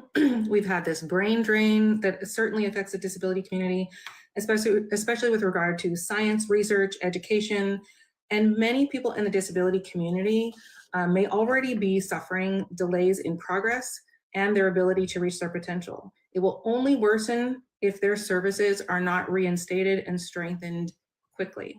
Where do those issues fall in your list of priorities? So growing up, my mother had multiple sclerosis. And so from the time I was in about third grade until I was in my 30s, I've watched my mother's disease progress, where she went from a highly qualified nurse that was out there working each and every day, working to provide a life for my sister and I, and my dad worked too. And obviously, as that disease progressed, moving from a cane to a walker, ultimately to a wheelchair, and seeing all of that along the way. And what really stuck with me as a kid too is when my mother became permanently in a wheelchair, how people responded to her. And they saw her not as a person, they saw the chair first and then her. And that has always stuck with me. One of my first jobs after leaving the military was with Easter Seals, which is a national organization that has focused its entirety, over 100 years of its existence, on supporting individuals with disabilities. So much of the work that I've done in the nonprofit space has been making sure that we create fair workplace accommodations, making sure that we have those different resources. When we talk about children with disabilities, making sure that our schools are accessible to them and that they're able to have a high quality education, that the resources are there to make sure they're supporting their IEPs. And here again in El Paso County, with 5 major military installations, we don't know why this is, but military children do struggle more with learning disabilities than others. And we need to figure out why. but we've also got to make sure that our schools are equipped and funded to be able to do that, because regardless of what zip code you're in, every child should have access to a high quality education. Disability rights are human rights, and we've got to be able to support that. And again, viewing people not because of their disability, but viewing them for the value that they're able to create, and viewing them for the value that they're bringing to our community. And going back to people like my mother, right? See her for who she was first, and then recognize the fact that the chair was just part of how she got from place to place. I love that you have a personal connection to that, because I think that although some of your examples, are singular, it's not necessarily data driven, but I think it's still very impactful. So I love that you're able to bring that to the table. Yeah. My next question was about the PSYOPs that have been conducted in our country and used against the American population with regard to division. What do you think about the permission structure for hate and discrimination that has been established by this regime? How does Congress, in particular, work to help mend that divide and get back on the same page with regard to what is acceptable in society? Well,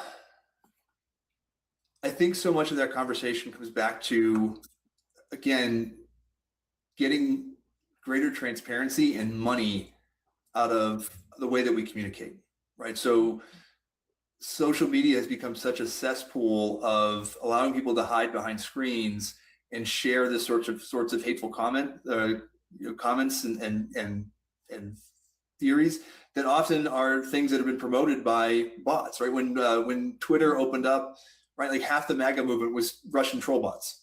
And so we've got to be able to have that level of transparency when we're seeing information that we know where it's actually coming from, and the fact that a lot of this is being amplified by bots and by paid media and the way that the algorithms are structured in the first place to promote that sort of thing. And so social media has been allowed, social media companies and tech companies have been allowed to write these rules for so long and hide behind this idea of, well, the First Amendment says you can't do anything about it. Well, of course it does. That's why we can't yell fire in a crowded theater, right? There are rules when it comes to how speech harms others that we've got to be able to look at that, refine what that means in a social media environment, and return those community norms back to what they are. And I think that legislation goes back to greater protections. So when you look at enforcing of community standards, greater transparency around who is posting and why they are posting, and making sure that we're focused on the interests of us as individuals rather than corporate profits that really, they're profiting off the rage more than anything else. So do you think this falls back to, or harkens back to Citizens United, where, when we redefine what a corporation is, how it's able to use their freedom of speech as the same as a person, this kind of thing, because this is a difficult balance, right, between what is harmful, which can be a subjective, opinion, versus, the freedom of speech argument, which is, I can say what I want to say. But you also can't say what you're going to say without also having to accept the consequences of that speech too. And I think that that's the balance that we often forget about. Of, you have all these people say, well, I can do whatever I want to do. Well, that's not true. When you harm someone else, we do have rules around what it means when speech harms someone else. And I go back into, I think this is especially prevalent if we want us to harken back to the AI part of this conversation around how do we manipulate images? How do deepfakes play into this? Of being able to potentially assault someone's character, not by saying something, but by manipulating their own words and making them say something that they didn't say in the first place. So there's so many different components to how do you rein in the social media space where it's been allowed to really take off. And then in our schools, making sure that we're talking about things honestly, of what are those societal norms? What are the ways that we're supposed to be, what does civil conversation look like? And the fact that, no, you can't just say whatever you want, because there's consequences to your speech as well. Yeah, no, I'm welcome the day when we bring the consequences back. All right, I've got just two more questions here, Joe. I've talked to several young people about why they haven't participated in the resistance, especially more publicly. Several of them have said that they would participate more if they felt it would make a difference. Mhm. What do you say to voters who feel that once an elected official is in office, there's nothing they can do to make a difference? Mhm. And yeah, so let's leave it at that.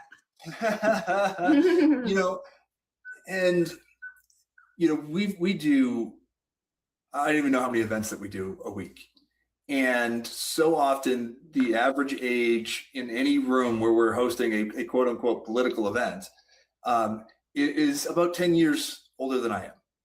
And so why don't young people show up? Well, first of all, like, we don't make them feel welcome. And you've also got to think of what a young person is going through. Here in El Paso County, one thing that was really alarming to me is prior to the assembly, the county assembly, which is kind of the way that you have assembly, which kind of weeds out some of the candidates, and then you go on to the primary. So we had 5 candidates running at this point. The local college student group invited all 5 candidates to show up and do a forum on campus with the students. 3 of the 5 of us showed up. And of the 2 of us that are still in the race, I was the only one. And so how do we expect to have those conversations? How do we expect to engage young people if we're not willing to go and meet them in their spaces? And part of the problem is that we incentivize talking to rich donors and not voters, right? I know I'm not going to get $1,000 out of a college. I'm lucky to get $2 out of a college student. In fact, most of the time it costs me money because I got to give them free donuts and pizza. And I'm good with that if they're going to show up and do it. But on the other end of that spectrum, you have things that, well, I need money to fuel my campaign. So I'm going to spend all my time surrounding myself with rich donors that can bankroll my campaign. And I don't need to pay attention to anyone else because the young people, they'll show up and vote when it's time. We've also got to give them an opportunity to lead and give them opportunities in the political space where they can actually have a life and they're getting paid fairly to be out there and doing part of this work. We have an internship program as part of the campaign where it's not just hey, intern, do this job. It's giving them an actual leadership role, teaching them what it's like to be on a campaign, teaching them what it's like to do a field operation, and then putting them out there and say, hey, guess what? You go back to your college campus now, and you are going to be the one that organizes this event for the campaign without our support, because we want to see you do it. We want to see what you're able to show us your creativity around it. So in a practical sense, that's as what we as a campaign have done to be able to do that. But we've also got to talk about their issues, right? Every issue when we talk about affordability, young people are experiencing it just as we are, but they've got so much more uncertainty associated with it because it's the rest of their lives. And we're seeing some young people that have been told time and time again, well, if you just do well in high school and then you get to college and you'll be fine. Well, that's not their lived experience. And so how do we make sure that we're taking on issues like student debt, student loans? Yeah. Sorry to interrupt you real quick. Are you engaging anybody like,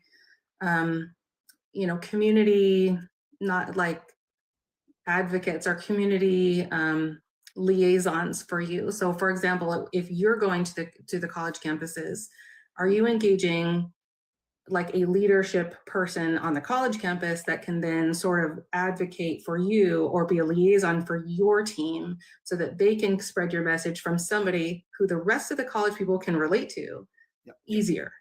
So in many of those cases, like if we're talking to like young Dems or student Dems or a student Democratic association, right?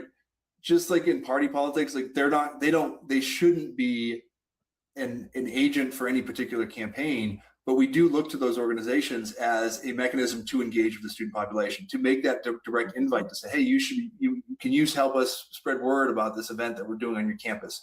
Or are there events that we should be part of?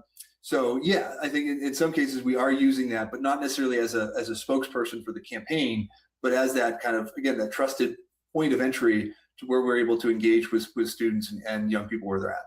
Okay, and then there was another question. I have noticed, I come from the Bay Area in California, and it's highly diverse here. I noticed when I go to Colorado Springs area, there's a lot of palm color. Okay. But as you mentioned before, there are people of color there, and you said the Hispanic community, but how are you engaging with the communities where there's people of color and they may feel a little bit like, I don't I don't belong in this conversation. So are you reaching out to them? Yeah, so we have a number of different community groups that that we've been involved with, that I've been involved with for years. And I think part of the challenge is that people sense inauthenticity. And so when someone shows up into the community having never been there before and suddenly says, hey, I would like your vote, and that's the first time you've met this person, right? That's not how you establish trust. And so when I look at like the work that we've been doing through the local Rotary Club, where I'm a member there, and engaging in some of our low income communities and helping out with their schools. And so being there and having those conversations there, engaging with some of our community groups that are focused on violence prevention and crime prevention through mentoring youth in these communities as well, and going out and showing up to those events, not to ask for a vote, but to be part of that solution for that community in particular. And if you were watching the Indivisible debate, we kind of spoke about this a little bit around, right, what does it mean to be investing in these communities, and having to strengthen things like looking at the fact that this administration has cut funding to the small business, SBA's minority business office, that should be supporting those business owners in those communities to help really create thriving areas across all parts of our community. And so that's the sort of work that has put me into these spaces to have those conversations, to now, as a candidate, it's going back, and this is not the first time that they have met and engaged with me. Now it's like, oh, we've seen this person in our community before. This is someone that has been there as part of the solution and is now someone that we already have trust with, that just so happens to be running to represent us as well. Okay, so if I went to one of those neighborhoods where it was either like a Hispanic or Black population, and I said, what has Joe done for your community? Tell me like a notable thing that you think they would tell me. Well, I think if you were to look at a lot of areas, a lot of that would be on the small business development side. So, supporting local small businesses through the program that I used to manage, we helped start probably about 400 new small businesses across the entire state of Colorado. That's actually probably the most recent thing that we would look at. In other areas, like say with the schools, you go back to the work through Rotary of engaging with K through 12 and helping with their reading programs and those sorts of things. And then there are some other groups, particularly one known as the Men of Influence, that is really involved with the crime prevention and youth mentorship. And I've been participating with them in those events. And really those are just about showing up. And a great example is they volunteered to serve Christmas dinner at one of our local homeless shelters and invited me to go along with them. And so I showed up, and again, I kind of feel guilty about talking about it now because I didn't go for the photo op. I went to support them and to support our community, and they saw that and they realized that, no, this is someone that's actually here to be able to do. So I think everyone's going to have a different story. Okay, and I don't mean to harp on it, but like if I were to go to those communities and the things that you just mentioned, like the reading programs, going through the K through 12, the Rotary, the small businesses, do you think that accurately reflects the things that they would tell me are most lacking from the current congressional representative? I think when you talk to them, they would tell you that our congressional representative hasn't done anything and that he's never been seen in those communities and wouldn't be seen in those communities. So, okay, so you think that presence is probably the thing that they're lacking the most? Absolutely. Okay. Absolutely. Yeah. All right. And then my last question, because I know it's pretty late. About 90 million people did not vote for the Democratic or Republican frontrunner in the 2024 contest. What have you been doing to move those people to vote, even if you or the next presidential candidate doesn't fully align with their own values? Mm-hmm. For us, it's been about making, so when we go back to our conversation around the No Kings rallies and seeing this surge of, in the past 2 years, we've seen 3 of the top 5 largest protests in Colorado Springs history take place. That is a level of voter engagement that you've got to continue to build on and encourage people to have those conversations and continue people to just not sit there and don't just show up and yell, but now take that energy to the ballot box and be able to do that. As a campaign, we have brought on the ability to do a voter registration drive. And so going out and finding those folks that aren't registered to vote and engaging with them directly. And I think more than anything, when it comes to my role as a candidate, it's also about positioning myself as giving someone something to vote for. Because what you hear time and time again, that 90 million people, or here in El Paso County, it was that 12% that I talked about earlier. Those are the folks that sit there and say, I don't like either of these two candidates. And now so I'm going to vote for my lesser of two evils, or I'm not going to vote at all. And that's the thing where when we give somebody the ability to affirm what they're voting for, I'm voting for that person. And you do that by meeting them where they're at and by really focusing on a strategy of that presence. And I think that that's something that we've seen. And again, where the party has not done a great job of saying, hey, we're in a room full of Democrats. This is great. It's like, well, that's great, guys, but that's not the majority of people that need to vote for you. Mm-hmm. You've got to be in these other areas as well and show how you are living by your values so that people are looking at that and saying, that's the person I want to vote for, and not just the lesser of two evils. And so when you say presence, when you say presence, you're talking about being there to listen, to hear what their issues are, right? And to see what their need is by just having them show you or having them tell you what their need is, instead of you like just bursting in as the savior and saying, oh, I know what you need, find people, and here you go. And I feel like I get the sense when you're talking about the things that you've done in the various communities and programs, and you talk about being present, you're talking about that too, just being there as somebody who is in leadership, as somebody who is running for office and wants to be their representative, that you're showing them, look, I will show up.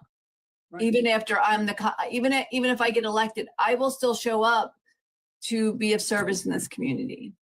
So one of the fun things that we've done, so our current representative has only done the telephone town halls. So he won't even appear on camera. He has these kind of they're pretty lame, telephone town halls. You dial in. And so we started saying, we'd just say, hey, listen, we're going to be at this location physically. If you want to come and listen with us, I'll give you my answer alongside his answer. And then we would actually go, and then I would do a podcast afterwards and do the same thing. Like, hey, here's the questions that came up. Here's how he answered. Here's my response to that. And yeah, the physical presence of being in those different spaces and showing up. And there was a particular group where they were not expecting someone like me to be there. And I'm being vague because of the privacy that this group wanted to have as part of this conversation. So please, I'm not being deceptive. I'm respecting this group's desire for privacy.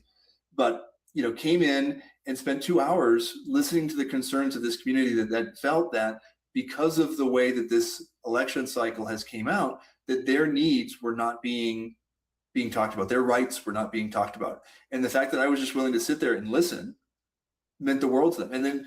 And I saw it for days after the fact that some people would come like, hey, I heard you went to that thing. And that means, and it was echoing through. And so people see that. And kind of a funnier story is the other day I was at my son's baseball game. And as he gets up to bat, he's got his name on the back of his shirt. And this woman kind of out into nowhere, she goes, Regan, isn't that the guy that's running for, I see his signs all over the place. And she looks over at me and she's like, do you know that? I was like, wait, you're him. And I was like, yeah. But it's that sort of momentum that you see when people see you out there, not just as someone that's trying to get all the photo ops and the pictures, but someone that's actually trying to listen to concerns and recognize the fact that, yeah, I have a lot of opinions. I have a lot of thoughts on policy, but I also recognize I can be wrong. And the only way that we're going to move forward with this is taking that opportunity to be transparent, to have those conversations. And I say the stuff that we do as a campaign is all about the way that we're going to lead as well. I am the only campaign that does not require someone to register prior to attending an event. early in this, and this goes back to our disability question too, because so many people will sit there and say, oh, scan this QR code and we'll give you the address to and register, and then we'll give you the address to the event. And I said, no, we're not doing that. Because one, either people who aren't tech savvy or individuals with disability, that's a barrier. We don't want to do that. And two, there's no reason that I should create any barrier for someone to figure out where I am or where they're going to find me. And I think that that's just one of those small commitments that we've made early in this campaign that we've stuck to say, no, that's the way that we're able to lead. I can appreciate that you think about that, because a lot of people don't, especially, I mean, you know, we're all sort of in middle age, but, you know, you're thinking about the full spectrum of people who may need to talk to you and need their voices heard. So that's good. And I think that's what Lisa was touching on too, is listening with the intent of really, really understanding is just huge. Not listening to be superficial, but listening for the full understanding of how we can best have our voices amplified. That's the whole point, in my opinion, of a congressperson, is like amplifying your constituents' voices. So I'm hoping that you can do that. And I would love to, unless there's any objection, I'd love to let us wrap this up and let you get some rest, Joe. I know that you have a lot going on before your primary, which again, I'll remind everybody is coming up on June 30th, correct? And as you said, mail-in ballots need to be at the facility by the date, not postmarked by the date. 7 p.m. on the 30th. Right, exactly. So as we're wrapping up here, how can people who want to support you, how can we support you? Do you have a website that you want to drop? What else do you want to go ahead and plug for yourself? Absolutely. Well, first of all, follow us here on TikTok. We do put a lot of content out there. It's actually really funny. I was at my son's Boy Scout meeting the other day, and all of the scouts were talking about, they were doing public speaking, and I guess they came across some of my content on TikTok, and so I was the talk of the scouts of what public speaking actually can look like. I also saw a question there about name recognition, and we do have great name recognition, and it's not just about the guy that's running for office, but when we have canvassers out there and they're talking to folks on the doors, people are like, oh yeah, I met him at this thing. Not politically, like I met him at Rotary, I met him at baseball, my kids go to school with him, I saw him at this fundraiser, he was at this thing. And so that name recognition extends not just beyond the political events, but really into so many different elements of the community. That is huge. ReganForColorado.com is our website. The handle Regan for Colorado we use across all of our social media channels.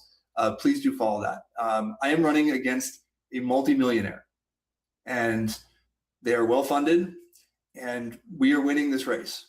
But we need to make sure that we're getting in front of those friends of our neighbors. So whatever support people can provide, whether that's sharing, whether that is liking, if you are in district and you want to come volunteer, we have huge groups of canvassers go out every day.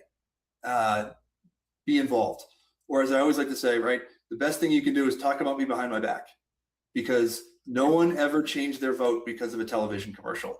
But when you have an experience where you are able to sit down and have that more in-depth conversation with a candidate, the back and forth like we're having today, you can bring that to your friends and your network, and that is going to change people's minds. Do not lose sight of how valuable your voice is. So use it to make positive change. If you like me or don't like me, it doesn't matter, but use your voice for positive change in this election cycle. Hey, listen, I know they want us to be quiet, but I am way too stubborn to do that. So I'll be talking about you behind your back. You can count on me. That was great. All right, Lisa, did you have patience with all the technical challenges as well? Thank you again for your persistence. I'm so glad that it worked out. And I just have one question for you, Joe. Will you come back and see us again after your primary, after you win your primary, so that we can talk again? I don't know if he's still in here. I wanted to introduce you. A friend of ours, Steve, Facts Still Matter, is like a really big creator on the app, and he usually does these interviews with me and Jen and our co-host Stacy, but he was not able to tonight because his daughter is graduating, and it's graduation week, so they got a lot going on. But I know that he is going to, he's not going to be happy that he missed talking to you, because he absolutely loves talking to candidates, and you were absolutely phenomenal. So yeah, I wanted to introduce you so that you could like go in, but I'm going to send you his like TikTok handle, so that you can catch him. He goes live in the mornings, 5 days a week.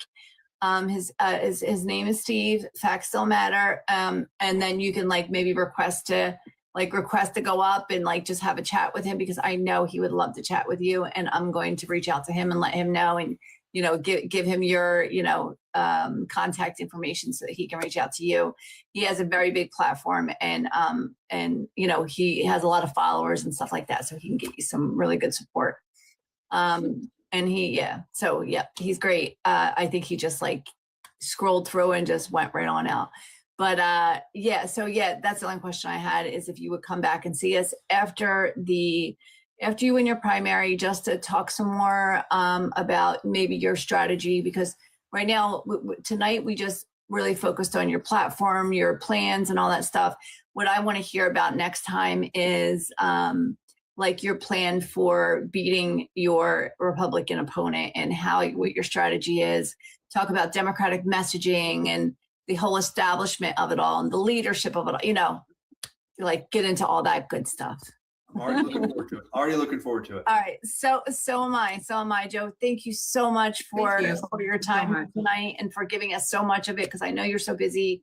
It was an absolute pleasure. We will be putting your website in my link tree and telling everybody to go there. Everybody we talk to, we talk up our candidates, and we'll be telling them to go support you. And also we're going to be sending you an email just thanking you for being on the show, and to provide some information on Project for the People. A friend of ours, Danny Cook, who is also a big creator here, is created a she flipped Project 2025 on its butt, on its head, and created a project for the people, progressive style, like from a progressive point of view, and our plan for taking back our country and building something new, not rebuilding the status quo, but building something new in its place in the rubble. You know what the analogy I use for that, Lisa, is I talked to my congressperson at some point. I said, listen,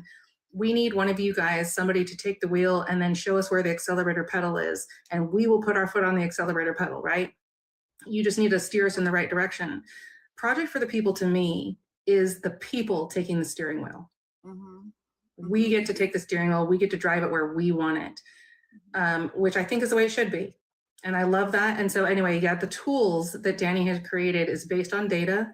It's based on districts and areas that can be worked on and have most effect via a groundswell of the people. And she's put together all these amazing infographics that are not partisan. You'll get the email with all the information on it. I won't go on to it too long, but it is fantastic. So I think you'll find that very interesting. I'm excited, and we'll talk about it next time when we talk about strategy and how we're going to use it to beat Republicans. Yes, love that. Would love that. Okay, well, thanks, Joe. Have a good night. Thank you, Joe. Yep, appreciate you so much. Good night, everybody. Good night. Oh, wow. So Jen, just want to give you your flowers, darling. That was an absolutely freaking amazing interview. Oh, thank you. I am so grateful that you let me do this, because I was like, man, what an opportunity. I get to ask all these questions to somebody who could personally, affect my life, and the quality of life for my kids and my neighbors and everything else. So thank you very much for letting me do that. I'm so glad it worked out, because I did spend, obviously, you could tell I spent some time on the questions. Yes, I'm like, can she write the questions for us for now on, please? Because they were so good. Yeah, it's like I don't really get time, and you can tell that Steve does too. Like Steve will go and he'll look at their website, he'll look at what's going on in their district, and he has like really, really good. I just don't have time. I really just don't have time to do it. It is very time consuming, and my advantage for Joe in particular was that I did take the time. It was like a 2.5 hour indivisible town hall that he had. I believe the Republican opponent was invited and didn't show up. So it was 2 Democratic candidates. And so it was great. It was informational, but it was interesting in that they both had very, very similar answers. And I was like, this is my opportunity to ask more of those, dig into the more expansive answers. So that was fantastic. And I can't think of a reason why I would want to support anybody else in that district, because he has his roots are there. You know, like I would want that for anybody's district, is that somebody who lives there. You know, he talked about that lived experience, and that's really, really important, that your representative has that lived experience and experiences all of the consequences of their vote. So anyway. No, I loved it. It was so, I giggled because Marnie was like, she's like, that first question, I was like, oh, okay, all right. And now we're cooking with gas. My first question was going to be, are you a dog person or a cat person? But we ran out of time. So I was like, oh, TikTok is on some other shit, Jen. They have a thing now where you can promote your live while you're on it. It says with $32, I can increase my estimated live viewers by 252. No. So you can buy live viewers. Had I known that, I would have sent you the $33 ahead of time. Apparently. That's okay. But I mean, if they're just random, it's not like they're gonna, like, I don't know. I don't even know, but it's weird. Yeah. Yeah. But anyway, that was so great. Weird. Yeah, it was. No, it was. Great for you, so.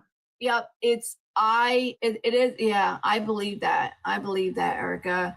But yeah, I mean, if people can just buy followers and live viewers and stuff, people with money are going to do a lot better than, people who are putting in the work. Yeah, like, please, anytime we got a candidate coming on and you think of some questions to ask them, please just put them in the Signal chat or shoot them to me or Stacy or whatever. And we'll make sure to ask them, because you really asked some really great questions. I really loved the questions about what he's doing to engage Black and Brown voters. And I know Stacy asked you to ask that, but I could tell after, like, you already had something prepared, because you kind of like alluded to it earlier in the interview that you were going to ask about that. And I love the way that you asked the question, not just that you asked the question, but the way you asked the question was very good. And it was very open-ended, and it allowed him the space to really speak to what he's doing. It was Erica, it was an excellent question. I don't know if you were here for it, but he did a really good job of answering it. Yeah, and I think this is one way that I do like asking it. Like when I was in management, I had to hire a bunch of people. One of the ways that I would ask a question, and I didn't remember it until I was starting to prepare these questions again, was what would they tell me about you? What would your prior employer tell me about you? Was like your best feature or your best attribute that you brought to the team or something like that. And so when we ask about what people do for certain communities, it's not like, what do you think you do well? What would they tell me that you do well? Because that really makes somebody think about, am I impacting this group the way that I think I am? Right? Like, what am I going to be known for there? And so it did bring out some more specific answers than he was giving previously. The vague answers, I find a lot of candidates do that. A lot of candidates like, we need better this, we need better that. Well, duh, we all think we need better this. How are you going to get us there? Mm-hmm. And so those things are important. And sometimes they still kind of skirt around it, but I think we get closer.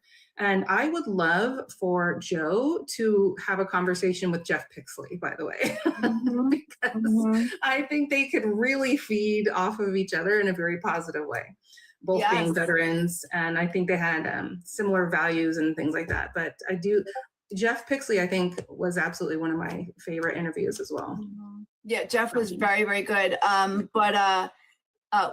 When he started talking about going to Black and Brown Spaces events, and not as hey, I'm a candidate, I'm here to try to get your vote, but just as a member of the community there to help and participate as a member of the community, not the special white man coming in to save the day, right? And that's exactly what Matt Grom, like, that's the way he speaks of it, right? Like he's like, oh yeah, we don't insinuate ourselves, right, where we're not invited to go.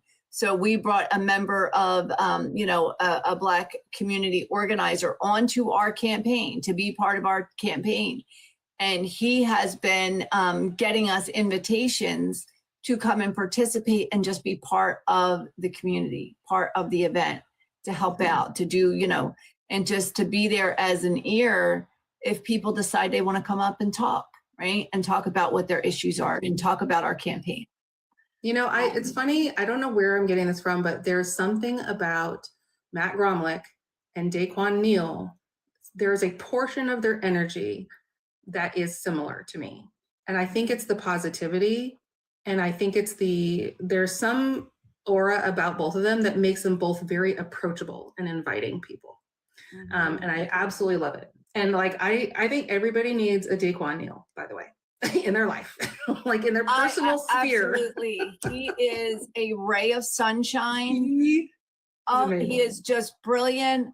He always makes, like, when you watch his videos, you always feel good. I don't know if you guys saw, I adore him too, just why. I don't know if anybody has seen his video of him speaking at a Pride event this week. I think it was this week or last week. And he is just darling. And he's like walking back and forth with the mic, and people are cheering every word he says because he's so engaging and he brings you into his world, and you get to see the world through his lens with all that hope and vision and like certainty for the future. Like, oh no, this ain't just what we want to do. This is what we're going to do. This is what we're doing. He is infectious. He's infectious. Like he's like a magnet, and like a magnet in the most positive way ever. It's like you feel listen, I'm not a religious person, so don't take this as a religious context, but Daquan has like this healing energy about him, and you feel better just by being around him. It's like amazing. It is. And when he brought the second time he came on with the puppies, that was like, of course, he's got a whole bunch of puppies. Right.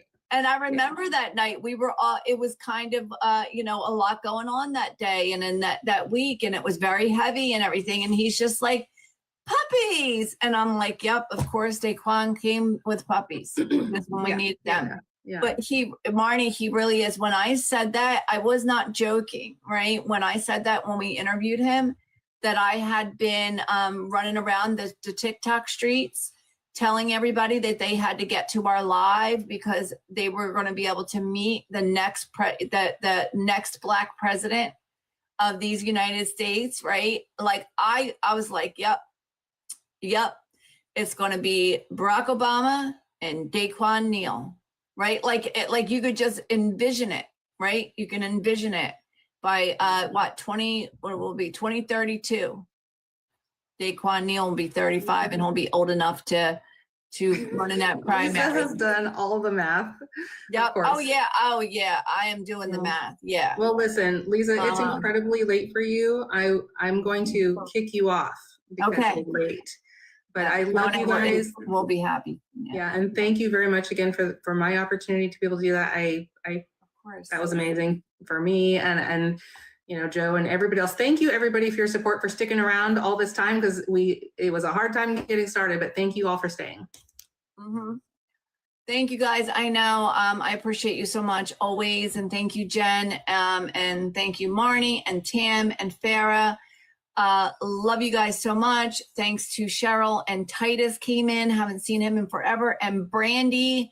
Bringing it always. Brandy coming in and throwing highlights out there and all kind of stuff. Like she was doing her thing tonight, like she always does. And so we love everything. We love everything y'all do, the taps and the all the stuff, the like the gift goals and like you guys are the reason that we even have this platform. This is your platform because you helped us build it.